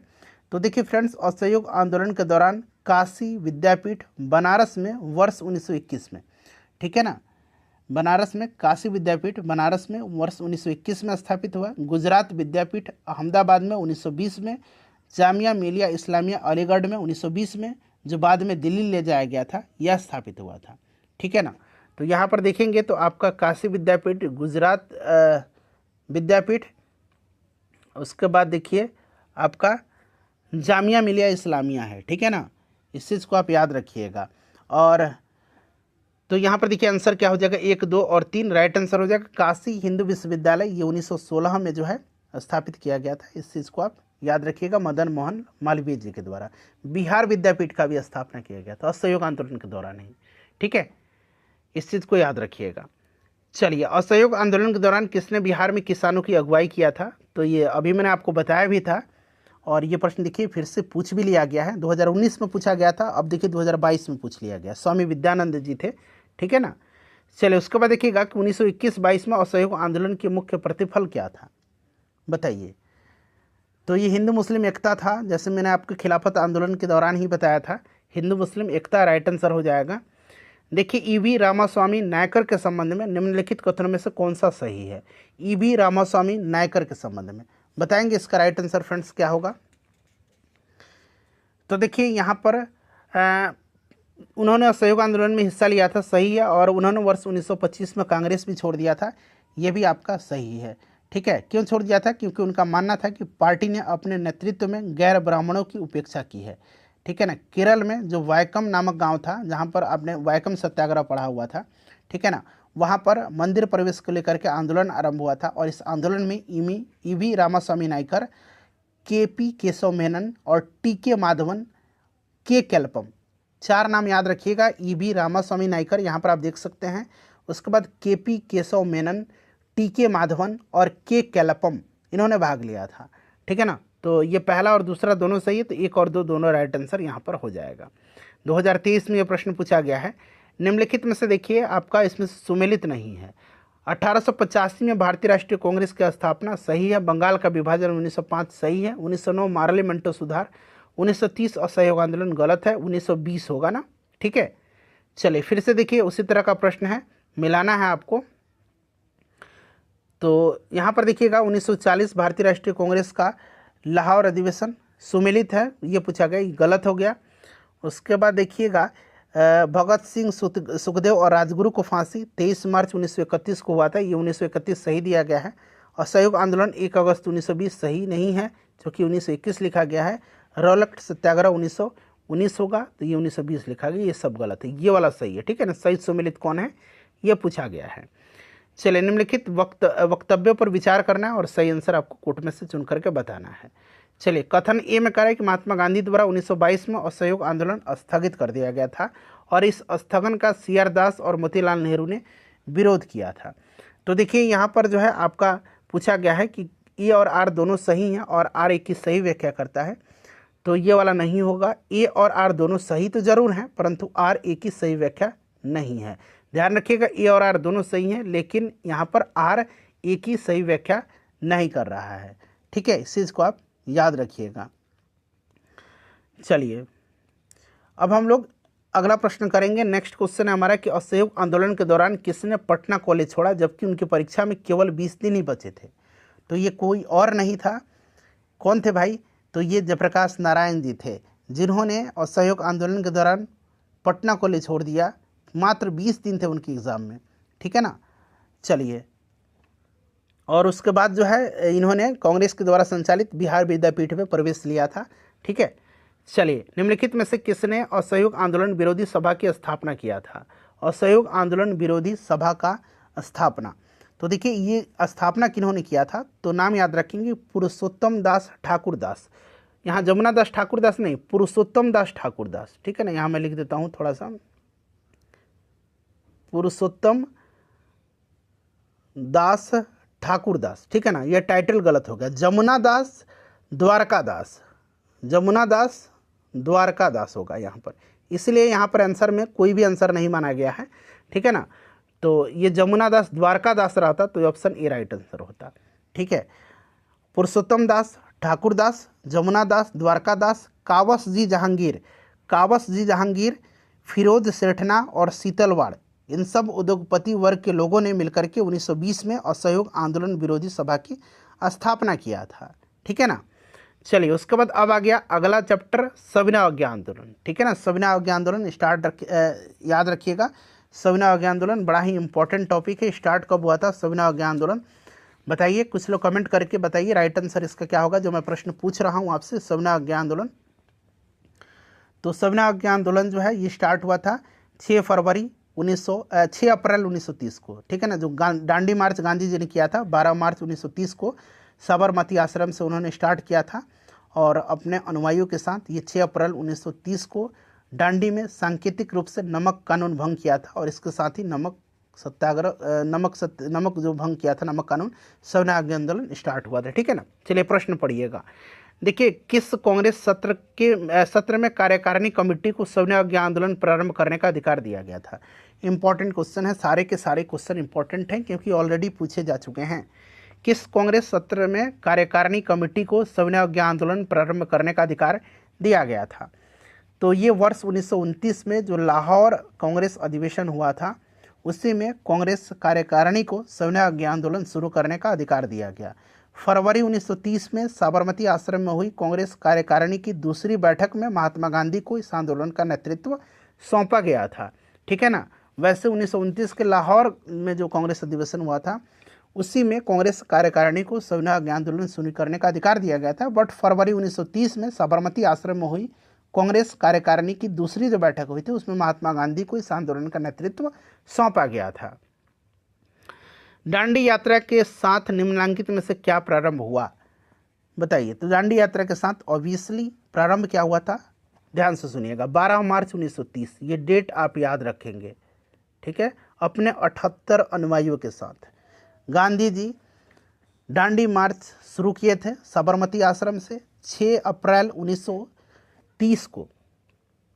6 अप्रैल 1930 को दांडी में सांकेतिक रूप से नमक कानून भंग करके सविनय अवज्ञा आंदोलन को स्टार्ट किया था। तो यहाँ पर option number C right answer इसका हो जाएगा। ठीक है, इस चीज़ को याद रखिएगा, सविनय अवज्ञा आंदोलन गांधी जी के नेतृत्व में पूरे देश में फैल गया, और तमिलनाडु में, याद रखिएगा, तमिलनाडु में गांधीवादी नेता सी राजगोपालाचारी ने जो है तिरुचिरापल्ली कहाँ से, याद रखिएगा, तमिलनाडु में गांधीवादी नेता सी राजगोपालाचारी ने तिरुचिरापल्ली, ठीक है ना, तिरुचिरापल्ली से वेदरायणम, ठीक है ना, वेदरायणम, तिरुचिरापल्ली से वेदरायणम तक नमक यात्रा किया था। किसने? सी राजगोपालाचारी ने। यह भी प्रश्न बन सकता है, इसीलिए इसको भी आप ध्यान रखेंगे। चलिए तीसरा प्रश्न है कि दांडी यात्रा की गई थी, सिंपल सा क्वेश्चन है, बताइए। अभी मैंने बताया था 1930 में। ठीक है, चलिए सविनय अवज्ञा आंदोलन के रूप में गांधी जी ने दांडी मार्च प्रारंभ किया था। दांडी मार्च इन्होंने प्रारंभ किया था 12 मार्च 1930 को 78 अनुयायियों के साथ। ठीक है ना, 6 अप्रैल 1930 को ये कहाँ पहुँचते हैं, दांडी पहुँचते हैं, और फिर सविनय अवज्ञा आंदोलन स्टार्ट करते हैं। ठीक है, चलिए उसके बाद देखिएगा कि गांधी जी ने दांडी यात्रा प्रारंभ किया था, करेक्ट आंसर बताइए, साबरमती से। ठीक है ना, चलिए महात्मा गांधी ने दांडी यात्रा किस आश्रम से प्रारंभ किया था? देखिए प्रश्न को घुमा फिरा के बार बार पूछा जा रहा है, इंपॉर्टेंट क्वेश्चन है तभी तो पूछा जा रहा है। चलिए उसके बाद देखिएगा, वर्ष 1930 में महात्मा गांधी ने सविनय अवज्ञा आंदोलन कहाँ से प्रारंभ किया था, बताइए? दांडी से प्रारंभ किया था, दांडी से इन्होंने प्रारंभ किया था। ठीक है ना, डांडी से किया था, क्योंकि साबरमती आश्रम से डांडी पहुंचे और डांडी से ही तो 6 अप्रैल 1930 को स्टार्ट किया था। चलिए उसके बाद नेक्स्ट क्वेश्चन है कि निम्नलिखित, और बीपीएससी ने इसका आंसर जो है शायद साबरमती माना है, जो कि गलत है, ठीक है ना। निम्नलिखित प्रांतों में से किस प्रांत के सत्याग्रहियों की संख्या महात्मा गांधी के डांडी कूच में सर्वाधिक थी, बताइए। राइट आंसर इसका क्या होगा, तो सबसे ज़्यादा गुजरात से थी, ठीक है ना, गुजरात से, इस चीज़ को आप याद रखिएगा, गुजरात से राइट आंसर होगा। और बिहार से एक व्यक्ति थे, कौन, गिरिवरधारी चौधरी, ठीक है ना, यहाँ मैं उनका नाम लिख देता हूँ, गिरिवरधारी चौधरी, ठीक है ना, गिरिवरधारी चौधरी, ये बिहार से एक व्यक्ति थे, इसमें ध्यान रखिएगा, सबसे ज़्यादा गुजरात से थे। चलिए बंगाल से दुर्गेश चंद्र दास थे, बंगाल से दुर्गेश चंद्र दास थे, ठीक है। चलिए फ्रेंड्स, अगला प्रश्न है हमारा कि गांधी जी के नमक सत्याग्रह का उद्देश्य क्या था, बताइए राइट आंसर। तो गांधी जी का जो आपका नमक सत्याग्रह का उद्देश्य था वो क्या था, तो नमक बना करके कानून निर्माण कर सरकारी एकाधिकार वाले कानून को निरस्त करना था, पूर्ण स्वराज के लिए सविनय अवज्ञा आंदोलन चलाना, आम लोगों की आर्थिक राहत इत्यादि था इसमें। इसलिए यहाँ पर एक से अधिक, यहाँ पर option number A right answer हो जाएगा, ठीक है ना। आम लोगों की आर्थिक राहत के लिए, पूर्ण स्वराज के लिए नमक सत्याग्रह के द्वारा जो है नमक कानून को निरस्त करना था। चलिए निम्नलिखित में से किसने गांधी जी के नमक आंदोलन में भाग लिया था, गांधी जी के नमक आंदोलन में भाग लिया था किसने, बताइए राइट आंसर क्या हो जाएगा। तो देखिए इनमें से अगर हम बात करते हैं तो सरोजनी नायडू, राजकुमारी अमृत कौर और कमला देवी चट्टोपाध्याय, इन्होंने जो है नमक सत्याग्रह में भाग लिया था। तो उपरोक्त सभी राइट आंसर हो जाएगा। झारखंड पीसीएस का क्वेश्चन है, याद रखिएगा। निम्नलिखित में से किस आंदोलन में महिलाओं की भागीदारी सर्वाधिक मानी जाती है, सर्वाधिक भागीदारी मानी जाती है किसमें, बताइए राइट आंसर क्या होगा। व्यापक भागीदारी रही थी सविनय अवज्ञा आंदोलन में, ठीक है ना। तो सविनय अवज्ञा आंदोलन यहाँ पर राइट आंसर हो जाएगा। तो नमक सत्याग्रह यहाँ पर दिया गया है। देखिए गांधी जी ने वर्ष 1930 में सविनय अवज्ञा आंदोलन का आरंभ किया था डांडी से, ठीक है ना। सविनय अवज्ञा आंदोलन आरंभ डांडी से हुआ था। ये प्रश्न देखिए ऑलरेडी पूछा जा चुका था, फिर बीपीएससी ने पूछा है इसको, ठीक है। 2019 में सविनय अवज्ञा आंदोलन शुरू हुआ था डांडी मार्च के बाद, क्लियर ना।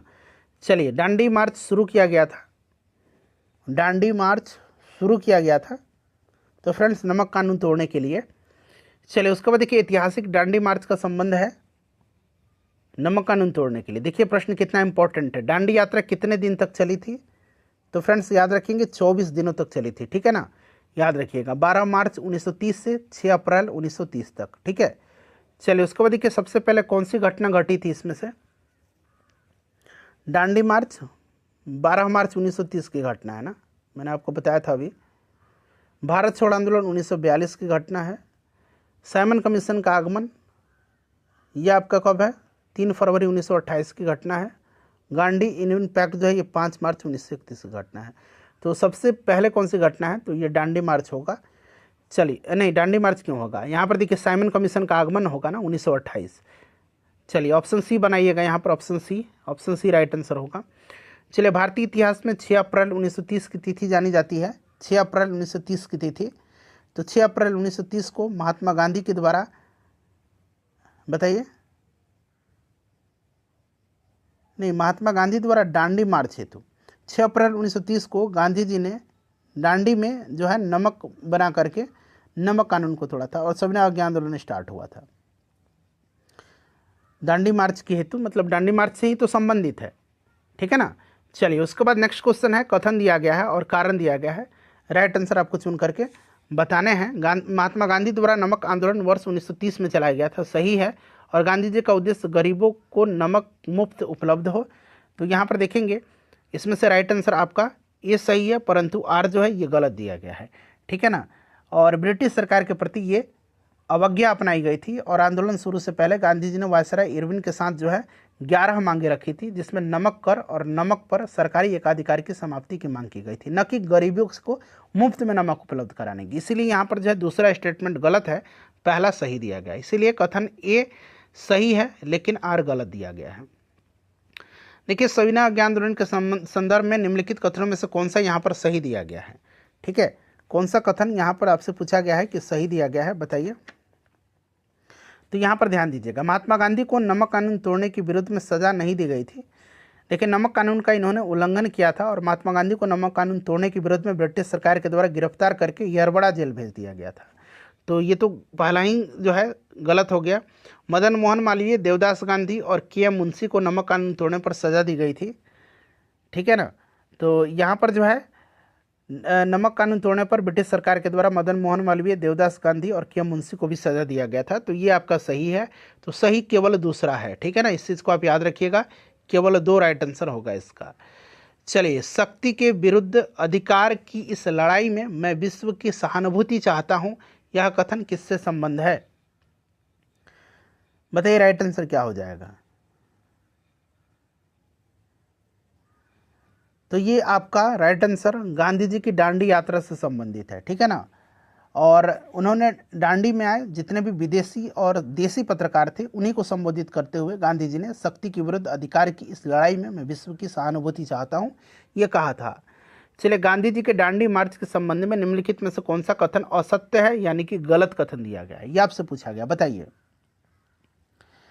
तो देखिए फ्रेंड्स, यह साबरमती आश्रम से दांडी मार्च तक का मार्च था, सही है। नमक कर का विरोध करके इसका विशेष प्रयोजन था, सही है।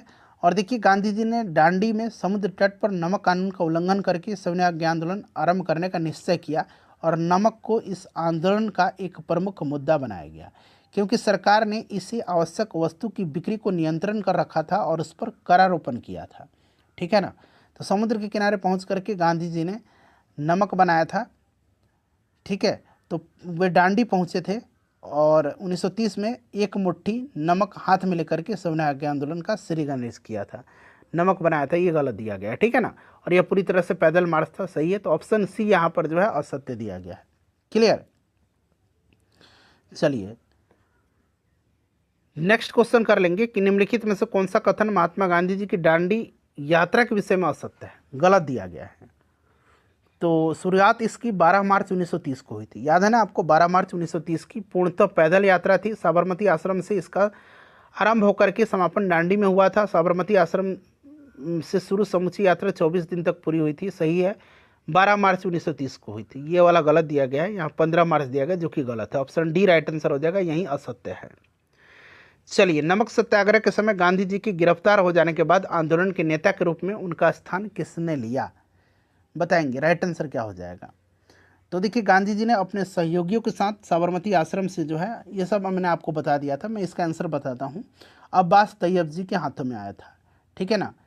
तो अब्बास तैयब जी याद रखिएगा आप, 3 बार पूछा गया है। महात्मा गांधी देखिए दर्शना नमक गोदाम पर कांग्रेस कार्यकर्ताओं के धावे के समय कहाँ थे? दर्शना नमक गोदाम पर कांग्रेस कार्यकर्ताओं के धावे के समय कहाँ थे?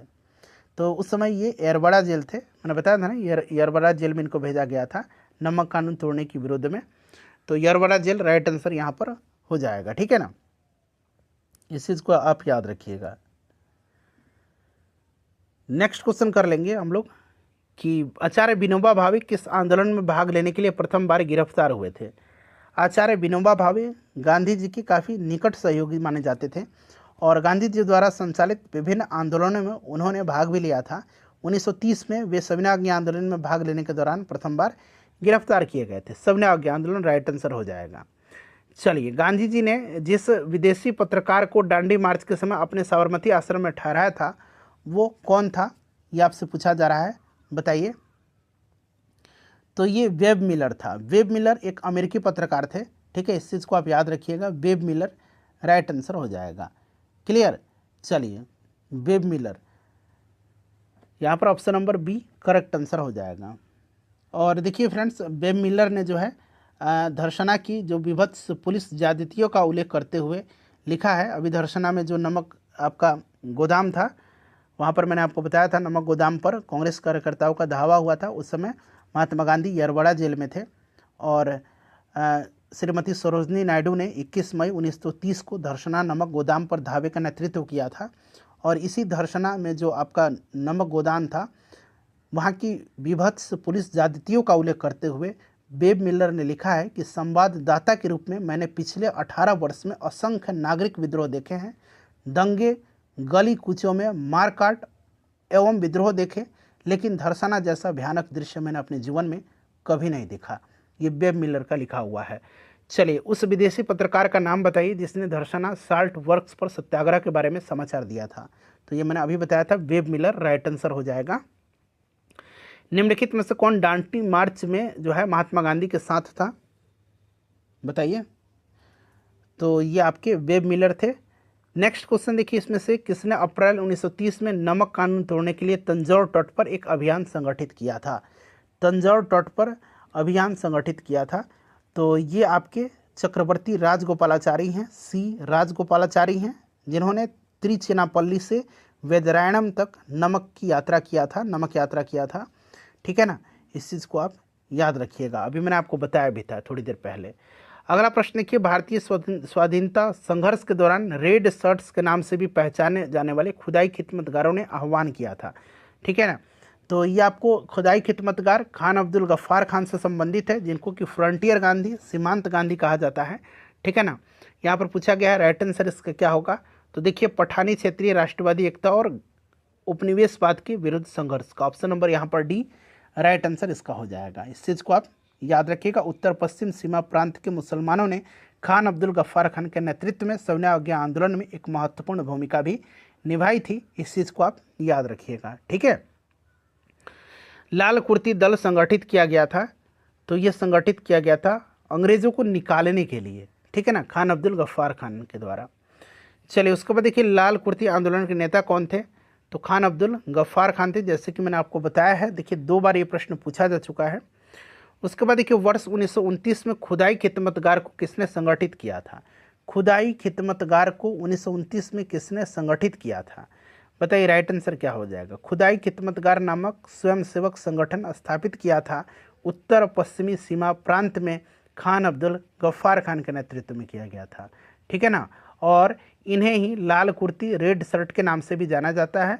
ठीक है, इस चीज़ को आप याद रखिएगा। लाल कुर्ती संगठन ने पठानों की राष्ट्रीय एकता का नारा बुलंद किया और अंग्रेजों से स्वतंत्रता के लिए ब्रिटिश उपनिवेशवाद के विरुद्ध आंदोलन संगठित किया था। तो यहाँ पर देखिए राइट आंसर हो जाएगा अब्दुल गफ्फार खान। देखिए, गढ़वाल रेजिमेंट के सैनिकों ने प्रदर्शनकारियों पर गोली चलाने से इनकार कर दिया था। बताइए, किस आंदोलन में जो है गढ़वाल रेजिमेंट के सैनिकों ने प्रदर्शनकारियों पर गोली चलाने से इनकार कर दिया था, बताएंगे फ्रेंड्स, राइट आंसर क्या होगा। तो देखिए, ध्यान दीजिएगा। देखिए, सविनय अवज्ञा आंदोलन के दौरान पेशावर में गढ़वाल रेजिमेंट के सिपाहियों ने वीर चंद्र सिंह गढ़वाली के नेतृत्व में निहत्थी भीड़ पर गोली चलाने से इनकार कर दिया था। ठीक है ना, और आपको याद भी होगा कि इस इलाके में खान अब्दुल गफ्फार खान वर्षों से सक्रिय थे और उनके द्वारा जनता में किए गए काम की वजह से अहिंसक क्रांतिकारियों के बहादुर जत्थे यानी खुदाई खिदमतगारों के दल तैयार हुए थे और ये लोग लाल कुर्ती के नाम से जाने जाते थे। इस चीज़ को मैंने अभी आपको बताया भी था। सविनय अवज्ञा आंदोलन यहाँ पर राइट आंसर हो जाएगा। देखिए, वर्ष 1930 में अंग्रेज सरकार के विरुद्ध प्रसिद्ध पेशावर कांड का नायक कौन था। तो वीर चंद्र सिंह गढ़वाली था। अभी मैंने बताया था कि पेशावर में जो है गढ़वाल रेजिमेंट के सिपाहियों ने जो है सविनय अवज्ञा आंदोलन के दौरान वीर चंद्र सिंह के नेतृत्व में निहत्थी भीड़ पर गोली चलाने से इनकार किया था। वीर चंद्र सिंह गढ़वाली, ध्यान रखिएगा। देखिए, जिया तरंग आंदोलन कहाँ प्रारंभ हुआ था। जिया तरंग आंदोलन जो है ये प्रारंभ कहाँ पर हुआ था। जिया तरंग आंदोलन सविनय अवज्ञा आंदोलन के दौरान मणिपुर की जनजातियों ने भी सक्रिय भागीदारी दिखाई थी और यहाँ पर आंदोलन का नेतृत्व नागा जनजाति की महिला गैडिन लियू, यहाँ मैं लिखता हूँ गैडिन लियू, ठीक है ना, इन्होंने किया था और इस जिया तरंग आंदोलन कहा जाता है। तो राइट आंसर यहाँ पर देखिए मणिपुर होगा। देखिए, बेगूसराय में चौकीदारी टैक्स के विरुद्ध आंदोलन का हिस्सा था, बताइए राइट आंसर क्या होगा इसका। तो ये सविनय अवज्ञा आंदोलन, ठीक है ना, याद रखिएगा। सविनय अवज्ञा आंदोलन इंपॉर्टेंट है, ये बिहार से संबंधित क्वेश्चन है, बार बार रिपीट होता है ये क्वेश्चन, ठीक है।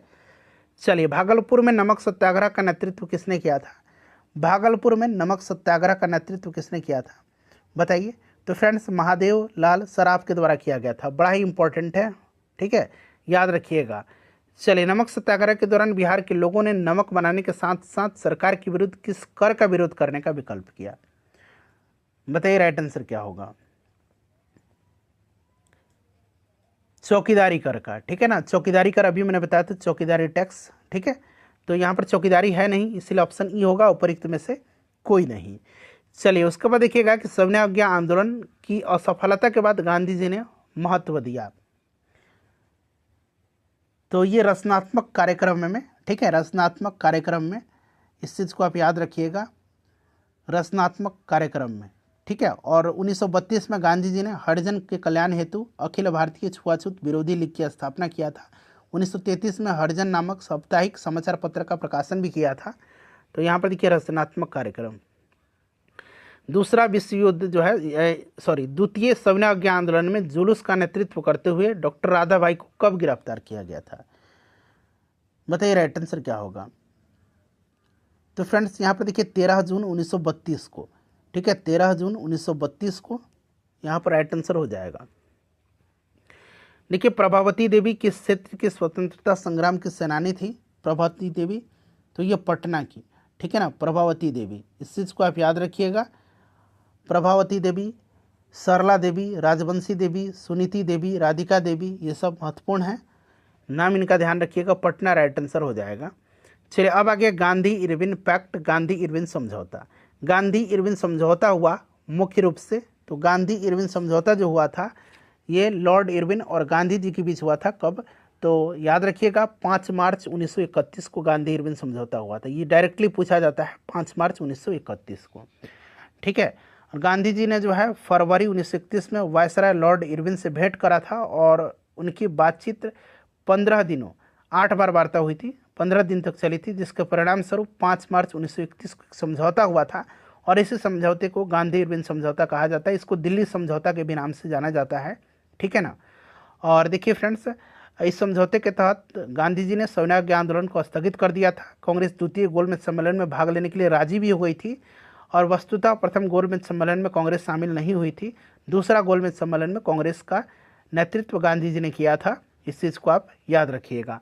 तो देखिए गांधी इरविन समझौता मुख्य रूप से तो गोलमेज सम्मेलन में कांग्रेस की भागीदारी सहज करने के लिए, ठीक है। प्रसिद्ध गांधी इरविन समझौता कब हुआ था? तो अभी मैंने आपको बताया है कि गांधी इरविन पैक्ट जो हुआ था ये कब हुआ था, देख सकते हैं बीपीएससी का क्वेश्चन है, 5 मार्च 1931 को हुआ था, ठीक है। चलिए उसके बाद नेक्स्ट क्वेश्चन देखिएगा कि गांधी इरविन समझौते में निम्नलिखित में से क्या सम्मिलित था?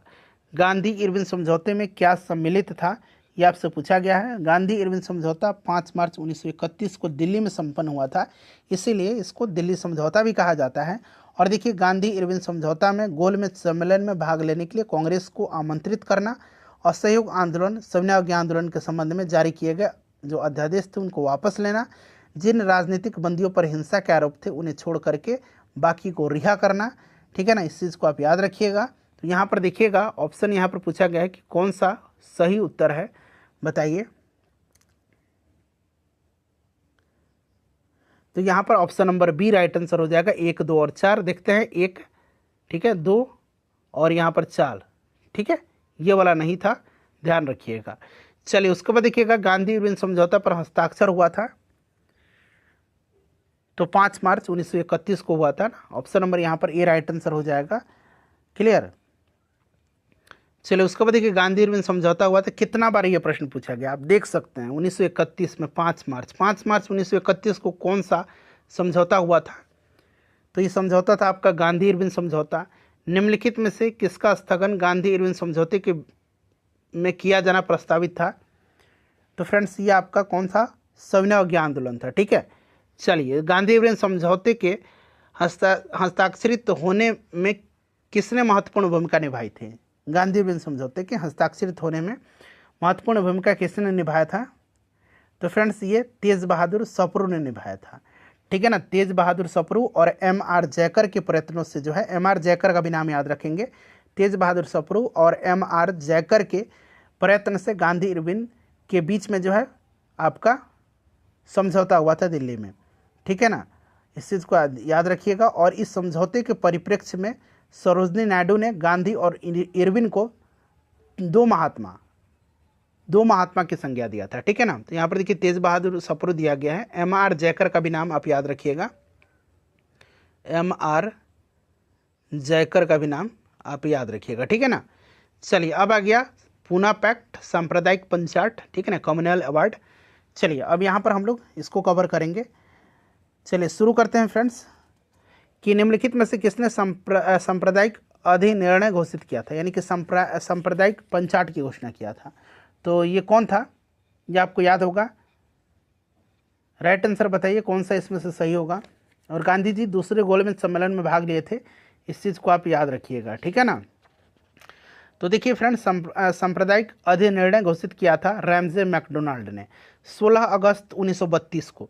16 अगस्त 1932 को जो है रैमजे मैकडोनाल्ड ने सांप्रदायिक पंचाट की घोषणा किया था, ठीक है। इस चीज़ को याद रखिएगा, कम्युनल अवार्ड भी कहा जाता है, ठीक है। चलिए उसके बाद नेक्स्ट क्वेश्चन है कि अगस्त 1932 में रैमजे मैकडोनाल्ड ने सांप्रदायिक पंचाट के द्वारा पहली बार एक पृथक निर्वाचक समूह बनाया गया। बताइए राइट आंसर क्या हो जाएगा। तो देखिए, ब्रिटेन का ये प्रधानमंत्री था रैमजे मैकडोनाल्ड, और इसने 16 अगस्त 1932 को कम्युनल अवार्ड प्रस्तुत किया था, जिसका अंतर्गत प्रत्येक अल्पसंख्यक समुदाय के लिए विधानमंडलों में कुछ सीटें सुरक्षित कर दी गई थी, जिनके सदस्यों का चुनाव पृथक निर्वाचक मंडलों के द्वारा किया जाना था। मुसलमान और सिख तो पहले से ही अल्पसंख्यक माने जाते थे। अब इस नए कानून के अंतर्गत दलित वर्गों को भी अल्पसंख्यक मान करके इनको हिंदुओं से अलग कर दिया गया था, ठीक है ना। तो यहाँ पर राइट आंसर आपका क्या हो जाएगा, आपका ऑप्शन नंबर डी हो जाएगा, ठीक है। देखिए यहाँ पर कथन ए है और कारण आर दिया गया है। यहाँ से सही उत्तर का आपको चयन करना है और आंसर आपको बताना है। देखिए फ्रेंड्स, इसके तहत प्रत्येक अल्पसंख्यक किसके बारे में कहा जा रहा है। ब्रिटिश सरकार ने अगस्त 1932 में सांप्रदायिक पुरस्कार की घोषणा किया था, और कारण कह रहा है कि इसके तहत प्रत्येक अल्पसंख्यक समुदाय के लिए विधानमंडलों में कुछ सीटें सुरक्षित की गई थी, जिसके लिए सदस्यों का चुनाव पृथक निर्वाचन मंडलों से होता था। मैंने अभी बताया था इससे पहले वाले प्रश्न में, एक्सप्लेनेशन में, ठीक है ना। तो बिल्कुल ए भी सही है और आर भी सही है, और आर जो है ना ये बिल्कुल एक ही सही व्याख्या कर रहा है, सही स्पष्टीकरण है। तो ऑप्शन नंबर यहाँ पर ए राइट आंसर इसका होगा, ठीक है ना। चलिए, अभी ये 2018 में ही प्रश्न यूपी ARO में पूछा गया है। देखिए, मैकडोनाल्ड ने सांप्रदायिक पंचाट कम्युनल अवार्ड ने किसे पृथक चुनाव क्षेत्र एवं आरक्षित सीटें आवंटित नहीं किया था, आवंटित नहीं किया गया था, यह आपसे पूछा गया है। तो ये आपके बौद्धों को, ठीक है ना, बौद्धों को नहीं किया गया था। क्लियर ना, इस चीज़ को आप याद रखेंगे। और मुसलमान और सिख तो पहले से ही अल्पसंख्यक माने जाते थे। क्लियर ना। चलिए फ्रेंड्स,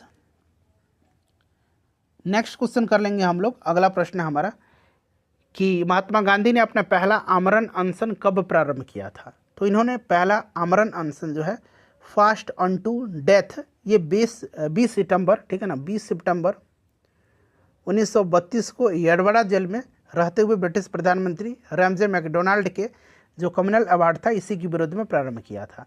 24 सितंबर 1932, याद रखिएगा 24 सितंबर 1932 को जो है गांधी जी और अंबेडकर के मतलब गांधी जी के जो अनुयायी थे और अंबेडकर जी थे, इनके मध्य पुनः समझौता हुआ था, ठीक है ना। इस चीज़ को आप याद रखेंगे। और इस समझौते को ब्रिटिश सरकार के द्वारा सम्मति प्रदान किया गया, ठीक है ना, यानी कि इसको एक तरह से कहें तो एक्सेप्ट किया गया। उसके बाद इन्होंने जो है 26 सितंबर 1932 को अपना अनशन तोड़ा था। तो right answer option number A हो जाएगा। चलिए, अगस्त 1932 में ब्रिटिश प्रधानमंत्री ने दलितों के प्रतिनिधित्व संबंधी योजना घोषणा की। इस कम्युनल अवार्ड के नाम से इसको जाना जाता है। गांधी जी ने इस योजना के विरोध में किस जेल में आमरण अनशन आरंभ किया था। तो अभी मैंने आपको बताया था किस जेल में, तो येरवड़ा जेल में, ठीक है ना, येरवड़ा जेल। यहाँ पर option number C right answer हो जाएगा। देखिए 1932 में जो है महात्मा गांधी जी ने मरणोपरांत उपवास, ठीक है ना, आमरण अनशन है, प्रधानतया इसलिए किया, कारण क्या है, तो रैमजे मैकडोनाल्ड ने सांप्रदायिक जो आपका अधिनिर्णय है, कम्युनल अवार्ड है, इसकी घोषणा किया था इसीलिए। चलिए, उसके बाद देखिएगा कि सांप्रदायिक अवार्ड और पूना पैक्ट में क्रमशः दलित वर्ग के लिए कितने सीटें दी गई। देखिए, सांप्रदायिक अवार्ड जो था, कम्युनल अवार्ड, इसमें प्रांतीय विधानमंडलों में दलितों के लिए सुरक्षित सीटों की संख्या 71 थी, जिसे पूना पैक्ट में बढ़ा करके 148 कर दिया गया था, ठीक है ना। क्लियर, याद रखिएगा। और यदि हम बात करें तो कुछ पुस्तकों में यह संख्या 147 में मिलती है, ठीक है। साथ ही केंद्रीय विधानमंडल में सामान्य वर्ग की सीट में से 18% सीटें दलितों के लिए आरक्षित किया गया था, ठीक है। तो यहाँ पर क्रमशः 71 और 147 और 148 मैंने आपको बताया है, और किसी किसी किताब में 147 भी दिया गया है। तो यहाँ 147 आंसर यहाँ पर इस बुक में दिया गया है। चलिए, पूना पैक्ट संबंधित था, तो पूना पैक्ट जो है ये संबंधित था आपका दलित वर्ग से, ठीक है। पूना पैक्ट अभी मैंने बताया था कि 24 सितंबर 1932 को अंबेडकर और गांधी जी के अनुयायियों के मध्य हुआ था। पूना समझौता का उद्देश्य क्या था? पूना समझौता का उद्देश्य, तो इसका उद्देश्य दलित वर्ग को प्रतिनिधित्व देना था। चलिए उसके बाद देखिएगा कथन दिया गया है और कारण दिया गया है। राइट आंसर चुन करके आपको बताना है। यहाँ पर देखिए, पूना पैक्ट ने कम्युनल अवार्ड के उद्देश्य को धराशायी कर दिया था। सही है बिल्कुल। और उसके माध्यम से संसद और विधान सभाओं में अनुसूचित जातियों और अनुसूचित जनजातियों की सीट आरक्षण का मार्ग प्रशस्त हो गया, ये भी सही है। और बिल्कुल ये इसकी व्याख्या कर रहा है। आर जो है ए का सही स्पष्टीकरण है। यहाँ पर देख सकते हैं ए और आर दोनों सही हैं और आर ए की सही व्याख्या है। Option number A right answer यहाँ पर हो जाएगा। ठीक है फ्रेंड्स। चलिए उसके बाद देखिएगा कि श्री भीमराव अंबेडकर और गांधी जी के बीच एक समझौता हुआ था जो कहलाता है, तो ये क्या कहलाता है? ये आपका पूना पैक्ट कहलाता है, पूना समझौता कहलाता है। पूना पैक्ट पर हस्ताक्षर किए गए थे, पूना पैक्ट पर हस्ताक्षर किए गए थे। बताइए राइट आंसर क्या हो जाएगा? तो पूना पैक्ट पर जो है हस्ताक्षर किया था किसने? राइट आंसर क्या हो जाएगा? तो इस पर समझौते पर हस्ताक्षर किया था गांधी जी के समर्थक थे और अंबेडकर जी थे। तो यहाँ पर देखिएगा गांधी जी और अंबेडकर, चूँकि गांधी जी ने इस पर हस्ताक्षर नहीं किया था, ठीक है ना, इस चीज़ को आप याद होगा आपको। गांधी जी ने इस पर हस्ताक्षर नहीं किया था, पंडित मदन मोहन मालवीय ने इस पर हस्ताक्षर किया था गांधी जी की तरफ से, ठीक है ना, हिंदू जाति की ओर से पंडित मदन मोहन मालवीय ने इस पर हस्ताक्षर किया था। तो इनमें से अब तो आपके पास ऑप्शन ई है, आप उपर्युक्त में से कोई नहीं टिक लगाइएगा, ठीक है ना। चलिए नेक्स्ट क्वेश्चन कर लेंगे हम लोग कि सांप्रदायिक अधिनिर्णय की घोषणा के पश्चात निम्नलिखित में से किसे संपादित किया? देखिए सांप्रदायिक अधिनिर्णय यानी कि कम्युनल अवार्ड की बात की जा रही है। इसके घोषणा के बाद जो आपका पूना पैक्ट हुआ था, पूना समझौता हुआ था। चलिए उसके बाद देखिए निम्नलिखित में से किसने ऐतिहासिक 1932 के पूना समझौता पर हस्ताक्षर नहीं किए थे? तो देखिए हस्ताक्षर इसमें से किसने किसने किया था? तो मैंने अभी ये बताया था आपको कि हिंदू जाति की ओर से पंडित मदन मोहन मालवीय इस पर हस्ताक्षर किए थे, ठीक है ना। M.R. जयकर, देवदास गांधी, उसके बाद राजभोज, बहुत भी नाम है इसमें, तेज बहादुर सप्रू का भी नाम है, G.D. बिरला है, राजगोपालाचारी है, राजेंद्र प्रसाद जी भी हैं, अन्य लोग भी हैं, ठीक है ना, ये लोग हस्ताक्षर करता थे। तो यहाँ पर देखिए महात्मा गांधी ने हस्ताक्षर नहीं किया था, ठीक है, इस चीज़ को आप ध्यान रखिएगा। 1932 में पूना पैक्ट के बाद हरिजन सेवक संघ की स्थापना जो है हुई थी, इसका अध्यक्ष पूछा गया है। देखिए ये प्रश्न अभी इसी साल जो है पूछा गया था BPSC हेड मास्टर के एग्जाम में। तो ये घनश्याम दास बिड़ला थे, ठीक है ना, G.D. बिड़ला थे। ऑप्शन नंबर यहाँ पर बी राइट आंसर हो जाएगा। स्थापना इसका गांधी जी ने किया था 1932 में, ध्यान रखिएगा। चलिए ऑल इंडिया अनटचेबिलिटी लीग, बाद में जिसका नाम बदल करके हरिजन सेवक संघ किया गया, इसके अध्यक्ष कौन थे? हरिजन सेवक संघ 1932 में स्थापना हुआ थे, G.D. बिरला, घनश्याम दास बिड़ला थे। चलिए 1932 में स्थापित अखिल भारतीय अछूत विरोधी लीग के प्रथम प्रेसिडेंट कौन थे? तो वही क्वेश्चन है आपका, G.D. बिड़ला थे। देखिए अखिल भारतीय हरिजन संघ की स्थापना किसने किया था? तो स्थापना बेशक महात्मा गांधी जी ने किया था, ठीक है ना, महात्मा गांधी राइट आंसर हो जाएगा। और 1933 में साप्ताहिक हरिजन नामक पत्रिका का भी प्रकाशन गांधी जी ने शुरू किया था, ठीक है ना। चलिए अखिल भारतीय हरिजन संघ का अध्यक्ष गांधी जी ने G.D. बिरला को बनाया था। हरिजन सेवक संघ का पूर्व नाम क्या था, यानी कि पहले का नाम इसका क्या था? तो इसका पहले का नाम था all India anti untouchability league, ठीक है, अभी मैंने आपको बताया भी था और प्रश्न में भी था, all India anti untouchability league, ठीक है। ऑप्शन नंबर यहाँ पर ए राइट आंसर हो जाएगा। चलिए उसके बाद देखिएगा कि ऑल इंडिया हरिजन संघ, all India anti untouchability league की स्थापना 1632 में किसके द्वारा किया गया? 1932 में, नॉट 1600, 1932, ठीक है। बोलते बोलते अब थक गया हूँ। चलिए राइट आंसर यहाँ पर क्या होगा इसका? फ्रेंड्स प्लीज़ लाइक कर दीजिएगा। महात्मा गांधी जी ने, देखिए all India depressed classes league, ठीक है, ये अलग है। इसकी स्थापना जो है पूछा गया है, ये किसके द्वारा किया गया था?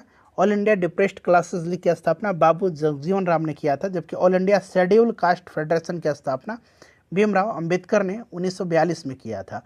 All India depressed classes association की स्थापना 1932 में MC राजा की अध्यक्षता में हुई थी, ठीक है। चलिए उसके बाद देखिएगा कि निम्नलिखित में से किसने अखिल भारतीय हरिजन सेवक संघ की वर्ष 1932 में स्थापना किया था? तो ये महात्मा गांधी जी ने किया था। नेक्स्ट क्वेश्चन हमारा कि निम्नलिखित में से किसने कहा था कि महात्मा गांधी क्षणिक भूत की भांति धूल उड़ाते हैं और लेकिन अस्तर नहीं है? यह स्टेटमेंट किसका है बताइए? तो ये भीमराव अंबेडकर जी का स्टेटमेंट है, ठीक है ना। कि क्षणिक भूत की भांति महात्मा गांधी धूल उड़ाते हैं लेकिन अस्त्र नहीं उठाते हैं। ठीक है ना। चलिए, और आपको पता है गांधी जी और अम्बेडकर जी के बीच मतभेद था, जो आपका रामजे मैकडोनाल्ड ने जो कम्युनल अवार्ड में दलितों को पृथक प्रतिनिधित्व दिए जाने के बाद इन दोनों के बीच जो है आपको पता है ना कि पूना पैक्ट भी हुआ था। तो याद रखिएगा, आपका option number A right answer हो जाएगा। ठीक है। चलिए, अब आ गया व्यक्तिगत सत्याग्रह। देखिए, व्यक्तिगत सत्याग्रह के बारे में बात करते हैं। तो व्यक्तिगत सत्याग्रह से संबंधित प्रश्न बड़ा इंपॉर्टेंट है और बार बार सत्याग्रहियों का नाम बीपीएससी पूछता है। ठीक है ना। सत्याग्रहियों का नाम बीपीएससी बार बार पूछता है कि व्यक्तिगत सत्याग्रह में प्रथम सत्याग्रही कौन थे, द्वितीय सत्याग्रही कौन थे, ये सब पूछा जाता है। 17 अक्टूबर 1940 को व्यक्तिगत सत्याग्रह आंदोलन की शुरुआत हुई थी। ठीक है ना। 17 अक्टूबर 1940 को, ठीक है ना, पवनार से विनोबा भावे प्रथम सत्याग्रही थे, पंडित जवाहरलाल नेहरू दूसरे सत्याग्रही थे और ब्रह्मदत्त तीसरे सत्याग्रही थे। ये सब नाम आप याद रखिएगा। ठीक है ना। अगस्त प्रस्ताव को पूरी तरह अस्वीकार करते हुए कांग्रेस ने गांधी जी के नेतृत्व में व्यक्तिगत सत्याग्रह शुरू किया था। यह सत्याग्रह ब्रिटिश सरकार की भारत नीति के प्रति नैतिक विरोध की प्रतीकात्मक अभिव्यक्ति है। दिल्ली सत्याग्रह भी कहा जाता है इसको। व्यक्तिगत सत्याग्रह की शुरुआत मैंने आपको बता दिया था। प्रथम सत्याग्रही विनोबा भावे, दूसरे सत्याग्रही पंडित जवाहरलाल नेहरू, तीसरे सत्याग्रही ब्रह्मदत्त थे और सर्वोदय शब्द का प्रयोग सर्वप्रथम गांधी जी ने किया था। इस चीज़ को आप याद रखिएगा। और विनोबा भावे के द्वारा गांधी जी के आदर्शों का प्रचार के लिए सर्वोदय समाज की स्थापना किया गया था। प्रश्न पढ़िएगा कि महात्मा गांधी द्वारा व्यक्तिगत सत्याग्रह आंदोलन के प्रथम सत्याग्रही कौन थे। तो प्रथम सत्याग्रही विनोबा भावे थे, दूसरे सत्याग्रही पंडित जवाहरलाल नेहरू थे, तीसरे सत्याग्रही का नाम याद रखिएगा ब्रह्मदत्त थे। ठीक है ना। ब्रह्मदत्त तीसरे सत्याग्रही थे। देख सकते हैं ये प्रश्न कितना बार पूछा गया है। देखिए, महात्मा गांधी के द्वारा 1940 में प्रारंभ किए गए व्यक्तिगत सत्याग्रह के तीसरे सत्याग्रही अभी रिसेंटली पूछा गया है। बीपीएससी में ब्रह्मदत्त थे, विनोबा भावे पहले, जवाहरलाल नेहरू दूसरे और ब्रह्मदत्त तीसरे सत्याग्रही थे। ठीक है ना। चलिए, उसके बाद देखिएगा व्यक्तिगत सत्याग्रह आंदोलन के प्रधान सत्याग्रही कौन थे। तो प्रधान सत्याग्रही जो थे ये कौन थे। तो फ्रेंड्स, ये विनोबा भावे जी थे प्रधान सत्याग्रही। ठीक है, इस चीज़ को आप याद रखिएगा। नेक्स्ट क्वेश्चन हमारा कि व्यक्तिगत सत्याग्रह में विनोबा भावे को प्रथम सत्याग्रही चुना गया, दूसरा कौन था। दूसरा कौन था। तो दूसरा पंडित जवाहरलाल नेहरू थे। कौन थे। पंडित जवाहरलाल नेहरू थे। इस चीज़ को आप याद रखिएगा। ठीक है, पंडित जवाहरलाल नेहरू थे। तो यहाँ पर राइट आंसर आपका हो जाएगा ऑप्शन नंबर बी। चलिए, उसके बाद देखिएगा कि 1940 में विनोबा भावे ने व्यक्तिगत सत्याग्रह कहाँ से आरंभ किया था। तो इन्होंने जो है आरंभ किया था कहाँ से। तो पवनार, महाराष्ट्र से। ठीक है। चलिए, उसके बाद अगला प्रश्न कर लेंगे। पहले सत्याग्रही थे आचार्य विनोबा भावे। सर्वोदय शब्द का प्रयोग सर्वप्रथम किसने किया था। तो सर्वोदय शब्द का प्रयोग मैंने स्टार्टिंग में ही बताया था कि सबसे पहले किसने किया था। तो महात्मा गांधी जी ने किया था। ठीक है, ऑप्शन ए राइट आंसर हो जाएगा। चलिए, नीचे दिए गए कथन हैं और यहाँ पर कारण दिए गए हैं, राइट आंसर आपको चुन करके बताने हैं। अब देखिएगा प्रश्न क्या कह रहा है कि आपका अक्टूबर 1940 में गांधी जी ने कुछ चुने हुए लोगों के द्वारा सीमित सत्याग्रह का आह्वान किया था। बिल्कुल ये सही है। यह सत्याग्रह इसलिए सीमित रखा गया ताकि ब्रिटेन की युद्ध प्रयासों को ठेस पहुँचे। ठीक है, बिल्कुल ये है आपका गलत दिया गया है। देखिए, चुनिंदा सत्याग्रहियों के द्वारा सीमित सत्याग्रह का आह्वान गांधी जी ने किया था और इसको सीमित रखा गया था ताकि द्वितीय विश्व युद्ध के दौरान भारत में बड़े पैमाने पर उथल पुथल के कारण ब्रिटेन को शर्मिंदा ना होना पड़े थे। ठीक है ना। इसलिए यहाँ पर राइट आंसर यहाँ पर आपका होगा ऑप्शन नंबर, देख लीजिएगा, डी होगा। ए सत्य है किंतु आर गलत है। ठीक है ना। चलिए, नेक्स्ट क्वेश्चन कर लेंगे हम लोग कि हाँ, अब देखिए भारत छोड़ो आंदोलन आ गया। सबसे इम्पोर्टेंट टॉपिक है ये, सबसे इम्पोर्टेंट टॉपिक है और भारत छोड़ो आंदोलन से तो प्रश्न बनते ही बनते हैं बीपीएससी में। चलिए, भारत छोड़ो आंदोलन के बारे में हम लोग अब प्रश्न जो है इसको कवर करते हैं। ठीक है ना। चलिए, भारत छोड़ो आंदोलन ध्यान रखिएगा, बड़ा इंपॉर्टेंट यह टॉपिक है, इसको आपको ध्यान रखना है। भारत छोड़ो आंदोलन का जो है आपका नारा किसने दिया था। यूसुफ मेहर अली ने दिया था। आगे आपको मिलेगा, सब कुछ मैं आपको बताते चलूँगा। प्रश्न पढ़िएगा कि 6 जुलाई 1942 को, डेट याद रखना है, 6 जुलाई 1942 को वर्धा में महात्मा गांधी जी ने कांग्रेस की कार्यकारी समिति में अपने भारत छोड़ो आंदोलन की चर्चा की। उस समिति के अध्यक्ष कौन थे।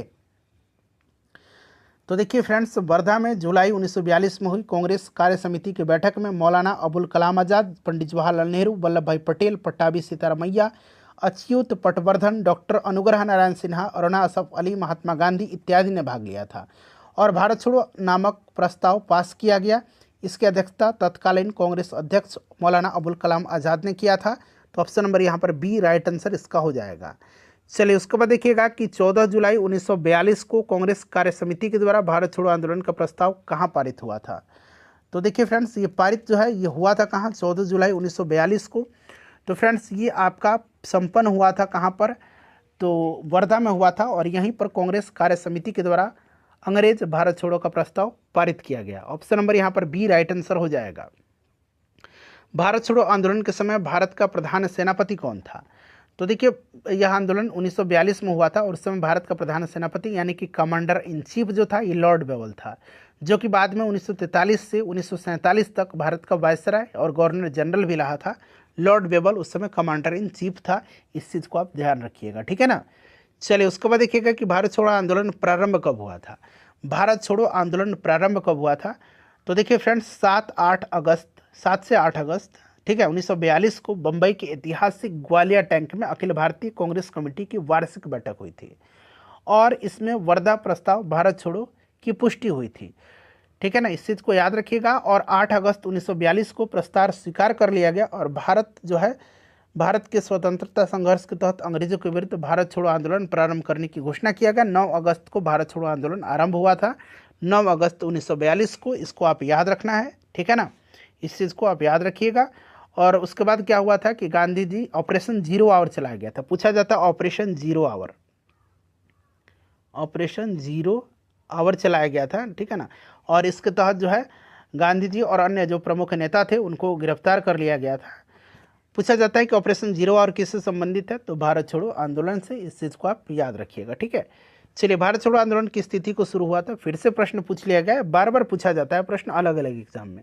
भारत छोड़ो आंदोलन किस वर्ष से शुरू किया गया था, तो ये 9 अगस्त 1942 को स्टार्ट हुआ था। देखिए भारतीय इतिहास में 8 अगस्त 1942 के संदर्भ में निम्नलिखित कथनों में से कौन सा सही है, बताइए कौन सा सही है। तो देखिए यहाँ पर AICC के द्वारा, ठीक है ना, AICC यानी कि जो आपकी ऑल इंडिया कांग्रेस कमेटी थी, इसी के द्वारा जो है भारत छोड़ो प्रस्ताव अंगीकार किया गया, ठीक है ना। ऑप्शन नंबर यहाँ पर ए राइट आंसर हो जाएगा। 9 अगस्त को स्टार्ट हो गया था भारत छोड़ो आंदोलन। चलिए उसके बाद नेक्स्ट क्वेश्चन करेंगे फ्रेंड्स कि भारत छोड़ो आंदोलन का प्रस्ताव बम्बई के किस मैदान में पारित किया गया था। तो ये प्रसिद्ध कौन सा मैदान है, ग्वालियर टैंक है, ठीक है ना, ग्वालियर टैंक याद रखिएगा। चलिए उसके बाद देखिए 1942 जो है क्यों महत्वपूर्ण है वर्ष 1942, तो इसीलिए कि इस समय भारत छोड़ो आंदोलन हुआ था, ठीक है, भारत छोड़ो आंदोलन हुआ था। चलिए उसके बाद देखिएगा कि भारत छोड़ो आंदोलन कहाँ से शुरू हुआ था। तो फ्रेंड्स ये शुरू हुआ था बम्बई से, ग्वालियर टैंक से, ठीक है ना, option number C right answer हो जाएगा। 8 अगस्त 1942 को कांग्रेस ने भारत छोड़ो आंदोलन कहाँ प्रारंभ किया था। देखिए फिर से ये प्रश्न पूछा जा रहा है, तो राइट आंसर बम्बई हो जाएगा। अंग्रेजों के विरुद्ध भारत छोड़ो आंदोलन की घोषणा किस वर्ष की गई थी, तो 1942 में की गई थी। देख सकते हैं प्रश्न किस तरह से पूछे जा रहे हैं। भारत छोड़ो आंदोलन प्रारंभ किया गया था तो अगस्त 1942 में। उसके बाद देखिए निम्नलिखित कथनों पर विचार करें। भारत छोड़ो आंदोलन प्रारंभ करने के पूर्व दिन महात्मा गांधी ने, और यहाँ से आंसर चुन करके आपको बताना है। महात्मा गांधी ने जो है सैनिकों को अपने पद छोड़ने को कहा था, नहीं। सरकारी कर्मचारियों को त्यागपत्र देने को कहा, नहीं। राजसी रियासतों के राजाओं को अपनी जनता की प्रभु सत्ता स्वीकार करने को कहा, तो ये वाला सही है। इसीलिए यहाँ पर आप देख सकते हैं केवल 3 जो होगा इसका राइट आंसर हो जाएगा। गांधी जी ने जो बयान दिए थे वो क्या था, सरकारी कर्मचारी नौकरी न छोड़ें लेकिन कांग्रेस के प्रति अपनी निष्ठा की घोषणा कर दें, सैनिक अपने देशवासियों पर गोली चलाने से इनकार कर दें, छात्र तभी पढ़ाई छोड़ें जब आज़ादी प्राप्त हो जाने तक अपने इस निर्णय पर दृढ़ रह सके, राजा महाराजा भारतीय जनता की प्रभुसत्ता स्वीकार करें। ये था, ठीक है ना, गांधी जी के बयान। चलिए इसीलिए मैंने ऑप्शन 3 सही लगाया है। देखिए यह कथन हम भारत को या तो आज़ाद करेंगे या आज़ादी के प्रयास में दिवंगत होंगे, किससे जुड़ा हुआ है। तो फ्रेंड्स ये जुड़ा हुआ है आपके भारत छोड़ो आंदोलन से, ठीक है ना, भारत छोड़ो आंदोलन से।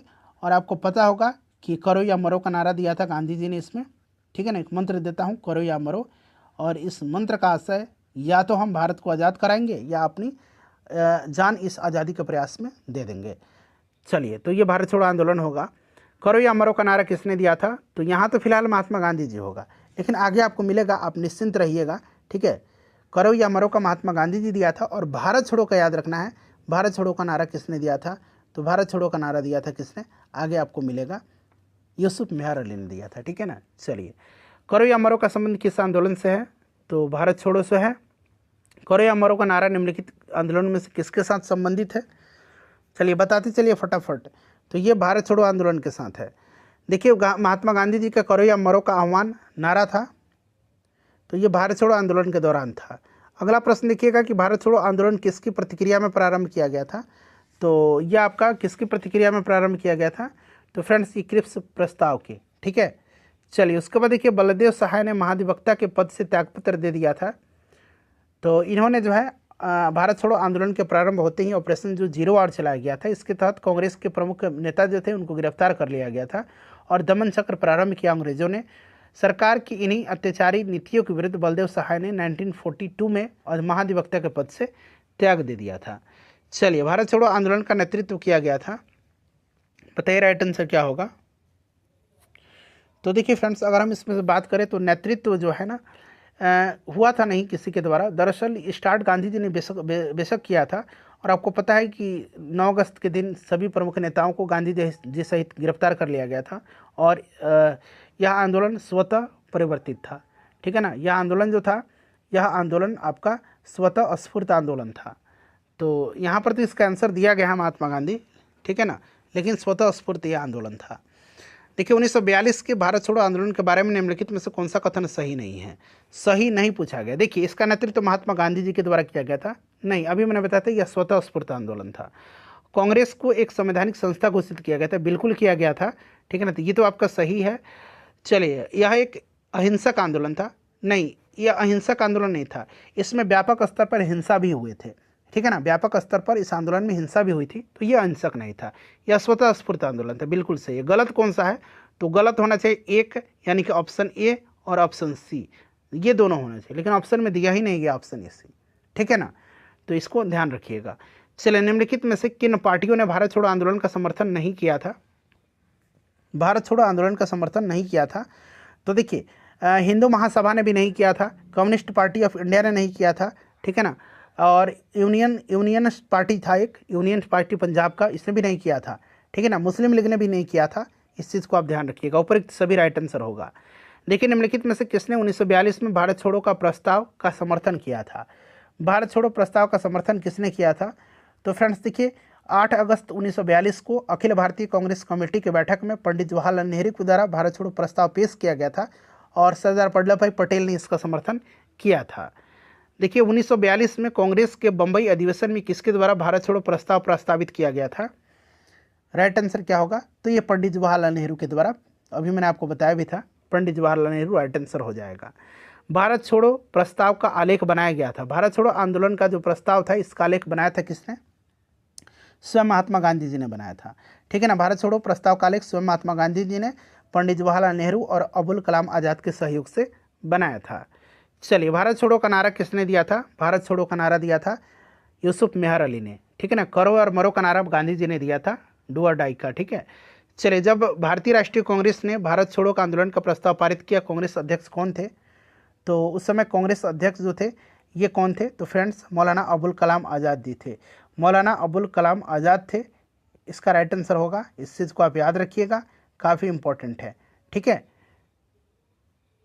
चलिए, निम्नलिखित में से कौन भारतीय राष्ट्रीय कांग्रेस का लगातार 6 वर्षों तक अध्यक्ष रहा था? लगातार 6 वर्षों तक अध्यक्ष रहे थे कौन? मौलाना अबुल कलाम आज़ाद जी रहे थे, ठीक है, 6 वर्ष तक रहे थे, इस चीज़ को आप याद रखिएगा।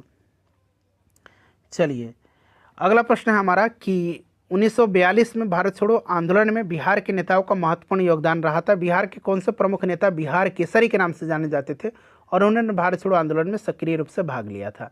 इसी साल का प्रश्न है, मतलब पिछले साल का, 2023 का, 69वीं बीपीएससी का। बिहार केसरी किसको कहा जाता है, बताइए, ये प्रश्न पूछा गया है। बाकी प्रश्न तो घुमा फिरा करके दिया गया है। तो श्री कृष्ण सिंह जी को कहा जाता है बिहार केसरी, ठीक है ना। चलिए, उसके बाद देखिए, भारत छोड़ो आंदोलन फल था, बताइए, भारत छोड़ो आंदोलन फल था, तो क्रिप्स के प्रस्ताव से भारतीयों के नैराश्य का। ठीक है, उसके बाद बात करते हैं तो भारत पर जापानी आक्रमण की धमकी का। और देखिए AICC all India Congress committee द्वारा अगस्त 1942 में एक प्रस्ताव पारित करने का। तो यहाँ पर आपका राइट आंसर होगा 1, 2 और 4। 1, 2 और 4 राइट आंसर हो जाएगा। तो ऑप्शन नंबर आप बी में देख सकते हैं 1, 2, 4 दिया गया है। ठीक है ना, इस चीज़ को आप ध्यान रखिएगा। चलिए और देखिए यहाँ पर जो है करो या मरो का नारा गांधी जी ने दिया था। और अपने भाषण में गांधी जी ने साफ साफ कहा था कि मैं रूस या चीन की हार का औजार नहीं बनना चाहता हूँ। ठीक है, इस चीज़ को आप ध्यान रखिएगा। आपका ऑप्शन नंबर यहाँ पर बी राइट आंसर हो जाएगा। 1, 2 और 4 राइट आंसर हो जाएगा। और गांधी जी ने अपने कहीं भी किसी भी लेखन में देशवासियों को हिंसक साधन अपनाने के लिए नहीं भड़काया था, इसलिए ये नहीं होगा। चलिए नेक्स्ट क्वेश्चन है हमारा कि भारत छोड़ो आंदोलन के समय निम्नांकित में से किसने कांग्रेस रेडियो का प्रसारण किया था।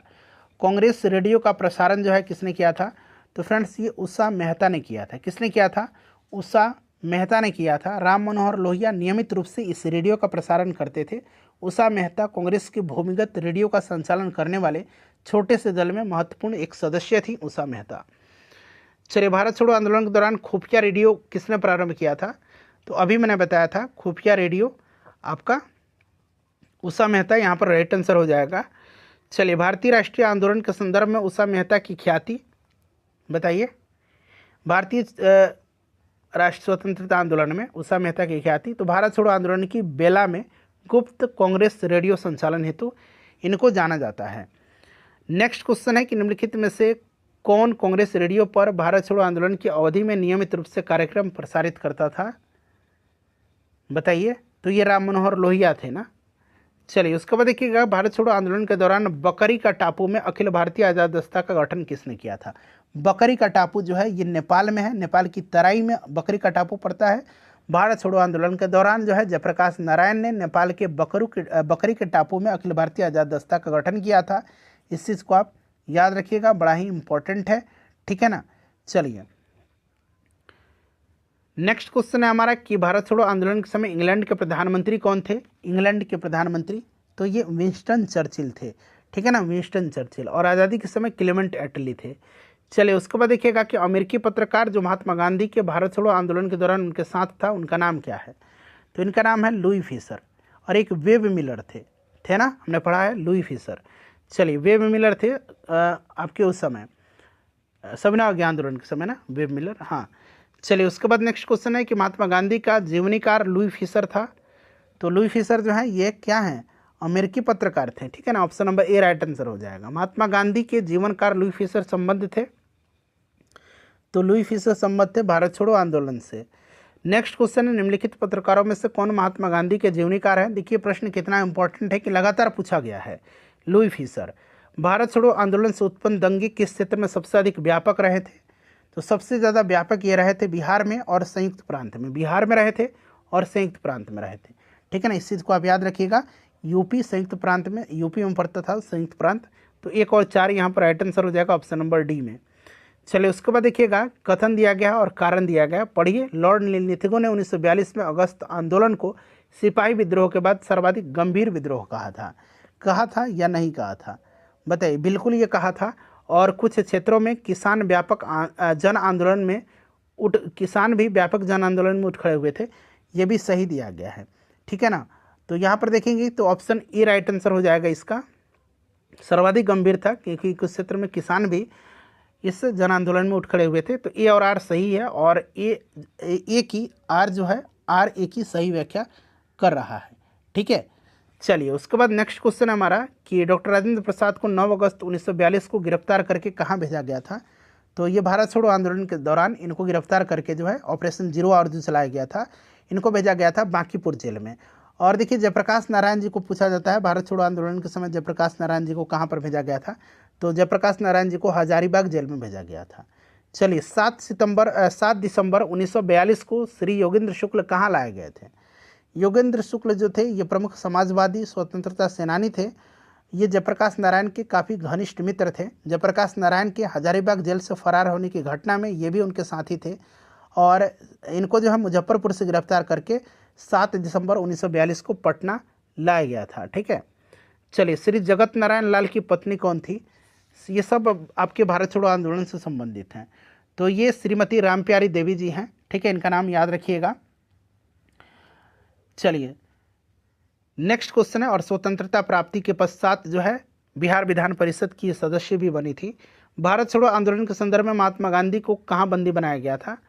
तो गांधी जी को जो है कहाँ पर? पूना के आगा खां पैलेस में। ठीक है ना, तो यहाँ पर देखेंगे आप मुंबई दिया गया है। ठीक है, चलिए, उसके बाद देखिएगा गांधी जी को पूना के आगा खां पैलेस में नज़रबंद किया गया था। ध्यान रखिएगा, ऑप्शन में पूना नहीं दिया गया है। भारत छोड़ो प्रस्ताव पारित होने के बाद गांधी जी को कैद किया गया था, तो यहाँ पर देखिए आगा खां पैलेस दिया गया है। ठीक है, चलिए, उसके बाद नेक्स्ट क्वेश्चन हम लोग करेंगे कि महात्मा गांधी तथा उनके सहयोगियों की 1942 में हुई धरपकड़ से बिहार में बहुत दंगे हुए थे। इसमें रेल सेवा भी पूर्ण तरह से ठप हो गया था। इसमें अधिकतम प्रभावित जिला कौन था? तो सबसे ज़्यादा जो प्रभावित जिला था ये आपका कौन सा जिला था, ये आपसे पूछा गया है। तो फ्रेंड्स, ये जिला जो था ये आपका मुंगेर था। ठीक है ना, मुंगेर था। और देखिए हुआ था क्या कि जब गांधी जी को शीर्ष नेताओं के साथ गिरफ्तार कर लिया गया था और सरकार पूरी तरह से इस आंदोलन को कुचलने के लिए दमन चक्र चला रही थी, तो जनता आक्रोशित हो गई और उसने पुलिस थानों, रेलवे स्टेशन, डाकघर पर हमले किए। कई स्थानों पर तो रेल लाइन को उखाड़ दिया गया था, जिससे कि रेल सेवाएं पूरी तरह से ठप हो गई थी। ठीक है, और मुंगेर जिला में जो है, बिहार के मुंगेर जिला में ये सबसे ज़्यादा प्रभावित रहा था। क्लियर? तो ये राइट आंसर मुंगेर होगा। चलिए, उसके बाद नेक्स्ट क्वेश्चन हम लोग करेंगे। अगला प्रश्न है हमारा कि जयप्रकाश नारायण को राष्ट्रीय स्तर के नेता के रूप में पहचान जो है किस संदर्भ में मिली थी? तो इनको राष्ट्रीय स्तर के नेता के रूप में पहचान भारत छोड़ो आंदोलन के समय में मिली थी। ठीक है ना, इस चीज़ को आप याद रखिएगा। ठीक है, चलिए, उसके बाद देखिएगा कि वर्ष 1942 में किस त्यौहार के अवसर पर जयप्रकाश नारायण हजारीबाग जेल से भागे थे? तो ये दीपावली की रात थी। ठीक है, दीपावली की रात थी 9 नवंबर 1942। 9 नवंबर 1942 दीपावली की रात थी और इसी दिन ये अपने सहयोगियों के साथ हजारीबाग जेल की दीवार फांद करके भागे थे। ठीक है, चलिए, नेक्स्ट क्वेश्चन हम लोग करेंगे। अगला प्रश्न हमारा कि भारत छोड़ो आंदोलन के दौरान इनमें से कौन हजारीबाग जेल से फरार हुए थे? हजारीबाग जेल से फरार हुए थे तो ये जयप्रकाश नारायण थे। ठीक है, चलिए, निम्नलिखित नेताओं में से किसने भारत छोड़ो आंदोलन के दौरान जेल से फरार होकर के भूमिगत गतिविधियों को संगठित किया था? तो ये जयप्रकाश नारायण थे। देख सकते हैं आप, प्रश्न किस प्रकार से पूछा जा रहा है लगातार। गंगाराम तथा खीमदेव, देखिए गंगाराम तथा खीमदेव नामक दो भाई किस आंदोलन के दौरान शहीद हुए थे? उत्तराखंड से संबंधित क्वेश्चन है। तो ये भारत छोड़ो आंदोलन के दौरान हुए थे ना, तो इसको याद रखिएगा। ये नाम हो सकता है बिहार में भी पूछ लिया जाए, कोई ठीक नहीं है। चलिए, निम्नलिखित में से कौन महिला स्वतंत्रता सेनानी भारत छोड़ो आंदोलन से संबंधित नहीं है? देखिए, नहीं पूछा गया है। तो इसमें से देखिए मातंगनी हजरा, कनकलता बरुआ, अरुणा असफ अली, ये लोग संबंधित हैं। शांति घोष नहीं है, शांति घोष यहाँ पर राइट आंसर हो जाएगा। ठीक है ना, याद रखिएगा, शांति घोष और सुनीति चौधरी, शांति घोष और सुनीति चौधरी, ये नाम याद रखिएगा। ये बंगाल की दो स्कूली छात्राएं हैं, शांति घोष और सुनीति चौधरी, जिन्होंने 1931 में, ठीक है ना, जो तत्कालीन जिला अधिकारी था उनको गोली मार के इन्होंने हत्या कर दिया था। ठीक है, चलिए, उसके बाद नेक्स्ट क्वेश्चन हमारा कि कथन दिया गया है और यहाँ पर कारण दिया गया है। करो या मरो का नारा लोगों के मन में प्रवेश कर गया। बिल्कुल, कहीं ना कहीं लोगों के दिल को छुआ था करो या मरो का नारा। देखिए, और भारत छोड़ो आंदोलन से लोगों को जागृत करने और साहस दिलाने में सफलता मिली थी। बिल्कुल जो है आपका ए राइट आंसर हो जाएगा, ए भी सही है। और करो और मरो का जो नारा है ये तो बिल्कुल लोगों के मन में प्रवेश कर गई थी, जिससे लोगों को और भी जागृत किया और लोगों को और भी उत्साहित किया था। ठीक है ना, चलिए, उसके बाद नेक्स्ट क्वेश्चन है हमारा कि फिर उसी तरह का प्रश्न आ गया। देखिए कि कारण और कथन दिया गया है। ठीक है ना, कथन कह रहा है राष्ट्रीय स्वयंसेवक संघ 1942 में भारत छोड़ो आंदोलन से पृथक रहा था। ठीक है ना, सही है। और इसका विचार था कि इस आंदोलन से ही भारत की स्वतंत्रता में देर होगी। तो ये वाला जो है आपका गलत दिया गया है। दूर तो रहा था लेकिन ये नहीं था इसका मानना। ठीक है, चलिए, क्योंकि इसकी भूमिका ही नहीं थी। तो ऑप्शन नंबर यहाँ पर देखिए ए सही है, आर गलत है, ऑप्शन सी राइट आंसर होगा। देखिए नीचे दिए गए कथन है, फिर उसी तरह का प्रश्न है, भारत छोड़ो आंदोलन के परिणाम स्वरूप अंग्रेज और मुसलमान कांग्रेस के प्रति समान घृणा के कारण एक दूसरे के नज़दीक आ गए। ठीक है, उसके बाद कह रहा है कि जिन्ना ने ब्रिटिश सरकार के पक्के सहयोगी की तरह कार्य किया और मुसलमानों को 1942 के कांग्रेस आंदोलन से दूर रखने के लिए कहा था। बिल्कुल ये वाला सही है और ये वाला भी सही है और ये पुष्टि भी करता है। इसी के परिणाम स्वरूप अंग्रेज और मुसलमान कांग्रेस के प्रति समान घृणा के कारण एक दूसरे के नज़दीक आ गए। तो ए और आर दोनों सही हैं और आर जो है यहाँ पर देख सकते हैं एक ही सही स्पष्टीकरण भी कर रहा है। चलिए उसके बाद देखिएगा कि स्वतंत्रता संग्राम के दौरान अरुणा असफ अली किस भूमिगत क्रियाकलाप की प्रमुख महिला संगठक थी। तो देखिए अरुणा असफ अली प्रसिद्ध भारतीय स्वतंत्रता सेनानी थी और 1942 में भारत छोड़ो आंदोलन के दौरान बम्बई के ग्वालियर टैंक मैदान में कांग्रेस का झंडा फहराने के लिए इनको याद किया जाता है। अरुणा असफ अली, उषा मेहता, जयप्रकाश नारायण, राम मनोहर लोहिया, ये सब कांग्रेस के सभी बड़े नेताओं को जब गिरफ्तार कर लिया गया था तो ये भूमिगत रह करके 1942 में भारत छोड़ो आंदोलन में इन्होंने नेतृत्व किया था। ठीक है ना, अरुणा असफ अली, भारत छोड़ो आंदोलन। चलिए निम्नलिखित में से किस आंदोलन के साथ अरुणा असफ अली जुड़ी थी। तो अरुणा असफ अली जुड़ी थी भारत छोड़ो आंदोलन से। नेक्स्ट क्वेश्चन है, देखिए अगला प्रश्न करेंगे कि निम्नलिखित में से किस एक आंदोलन के साथ अरुणा असफ अली जुड़ी थी। देखिए ये प्रश्न 2 बार पूछा गया है, एक 2000 यूपी पीसीएस 2010 में और यहाँ पर देखिए यूपी पीसीएस 2013 में और फिर 2010 में। यहाँ पर ये देखिए, तो राइट आंसर इसका क्या होगा, ऑप्शन नंबर डी हो जाएगा। देखिए नीचे दिए गए सूची दी गई है और उनका नाम उल्लेख कीजिए जहाँ भारत छोड़ो आंदोलन में समानांतर सरकारों की स्थापना किया गया था। बताइए, भारत छोड़ो आंदोलन में समानांतर सरकार की स्थापना। तो देखिए भारत छोड़ो आंदोलन में बलिया और सतारा में, ठीक है ना, याद रखिएगा आपके 3 प्रमुख स्थान पर समानांतर सरकार का गठन किया गया था। बलिया, उसके बाद आपका तामलुक, मिदनापुर पश्चिम बंगाल में, तामलुक में, यहाँ मैं तामलुक भी लिख देता हूँ, रुकिए, तामलुक, एक हो गया आपका बलिया, एक हो गया तामलुक और तीसरा हो गया सतारा। ठीक है ना, ये 3 जगह पर मेनली किया गया था। तो यहाँ पर देखिए 1 और 2 राइट आंसर हो जाएगा, ऑप्शन ए में आप देख सकते हैं। ठीक है, तामलुक भी याद रखिएगा। निम्नलिखित में से किस वर्ष बंगाल के मिदनापुर जिले में जातीय सरकार की स्थापना हुई थी।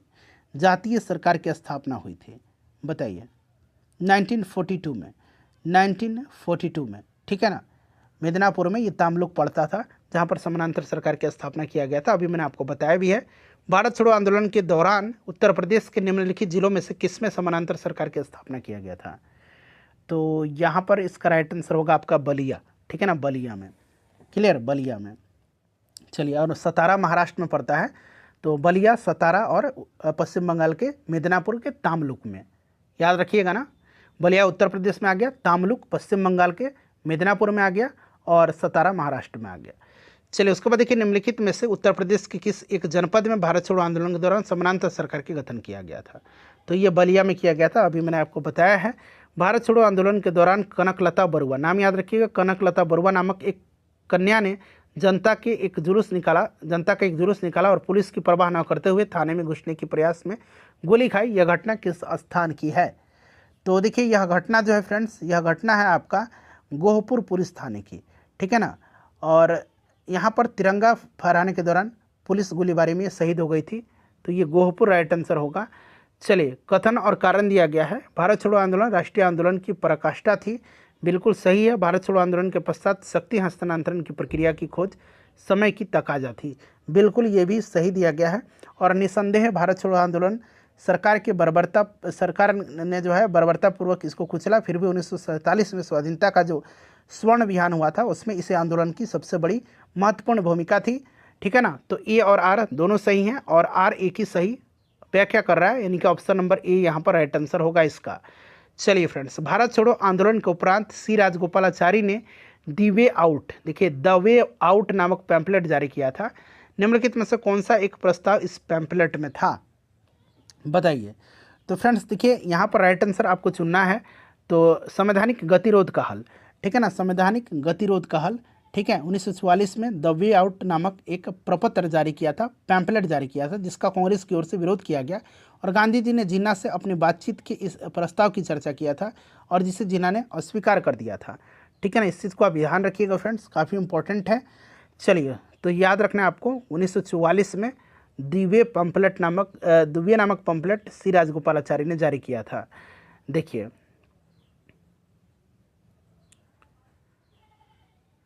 उसके बाद देखिए ये ऑपरेशन जो रूबिकॉन है वह कूट शब्द था जिसे भारत में ब्रिटिश सरकार द्वारा निम्नलिखित में से किस संदर्भ में प्रयोग में लाया जाना था। Operation Rubicon. तो फ्रेंड्स ये जेल में गांधी जी का आमरण अनशन। देखिए आगा खां पैलेस में कैद के समय महात्मा गांधी के स्वास्थ्य में आमरण अनशन के कारण तेजी से गिरावट आ रही थी। चिकित्सकों ने परामर्श दिया कि भारत में ब्रिटिश सरकार द्वारा विचार किया गया कि अगर गांधी जी मर जाते हैं तो मुंबई सरकार प्रांतीय सरकार के पास रूबिकॉन कूट शब्द भेज देगी। तो ये आपका option number A right answer हो जाएगा। तो फ्रेंड्स देखिए गांधी जी का पूरा जितना भी आंदोलन था सारा मैंने आपको कंप्लीट करा दिया। प्लीज़ इसको फ्रेंड्स लाइक कर दीजिएगा और एक ग्रुप में फ्रेंड्स प्लीज़ इसको शेयर भी कर दीजिएगा। इसी प्रकार से ये पूरा बुक मैं आपको कंप्लीट करवा दूंगा, modern history Indian national movement for BPSC TRE 3.0 री एग्जाम 2024 के।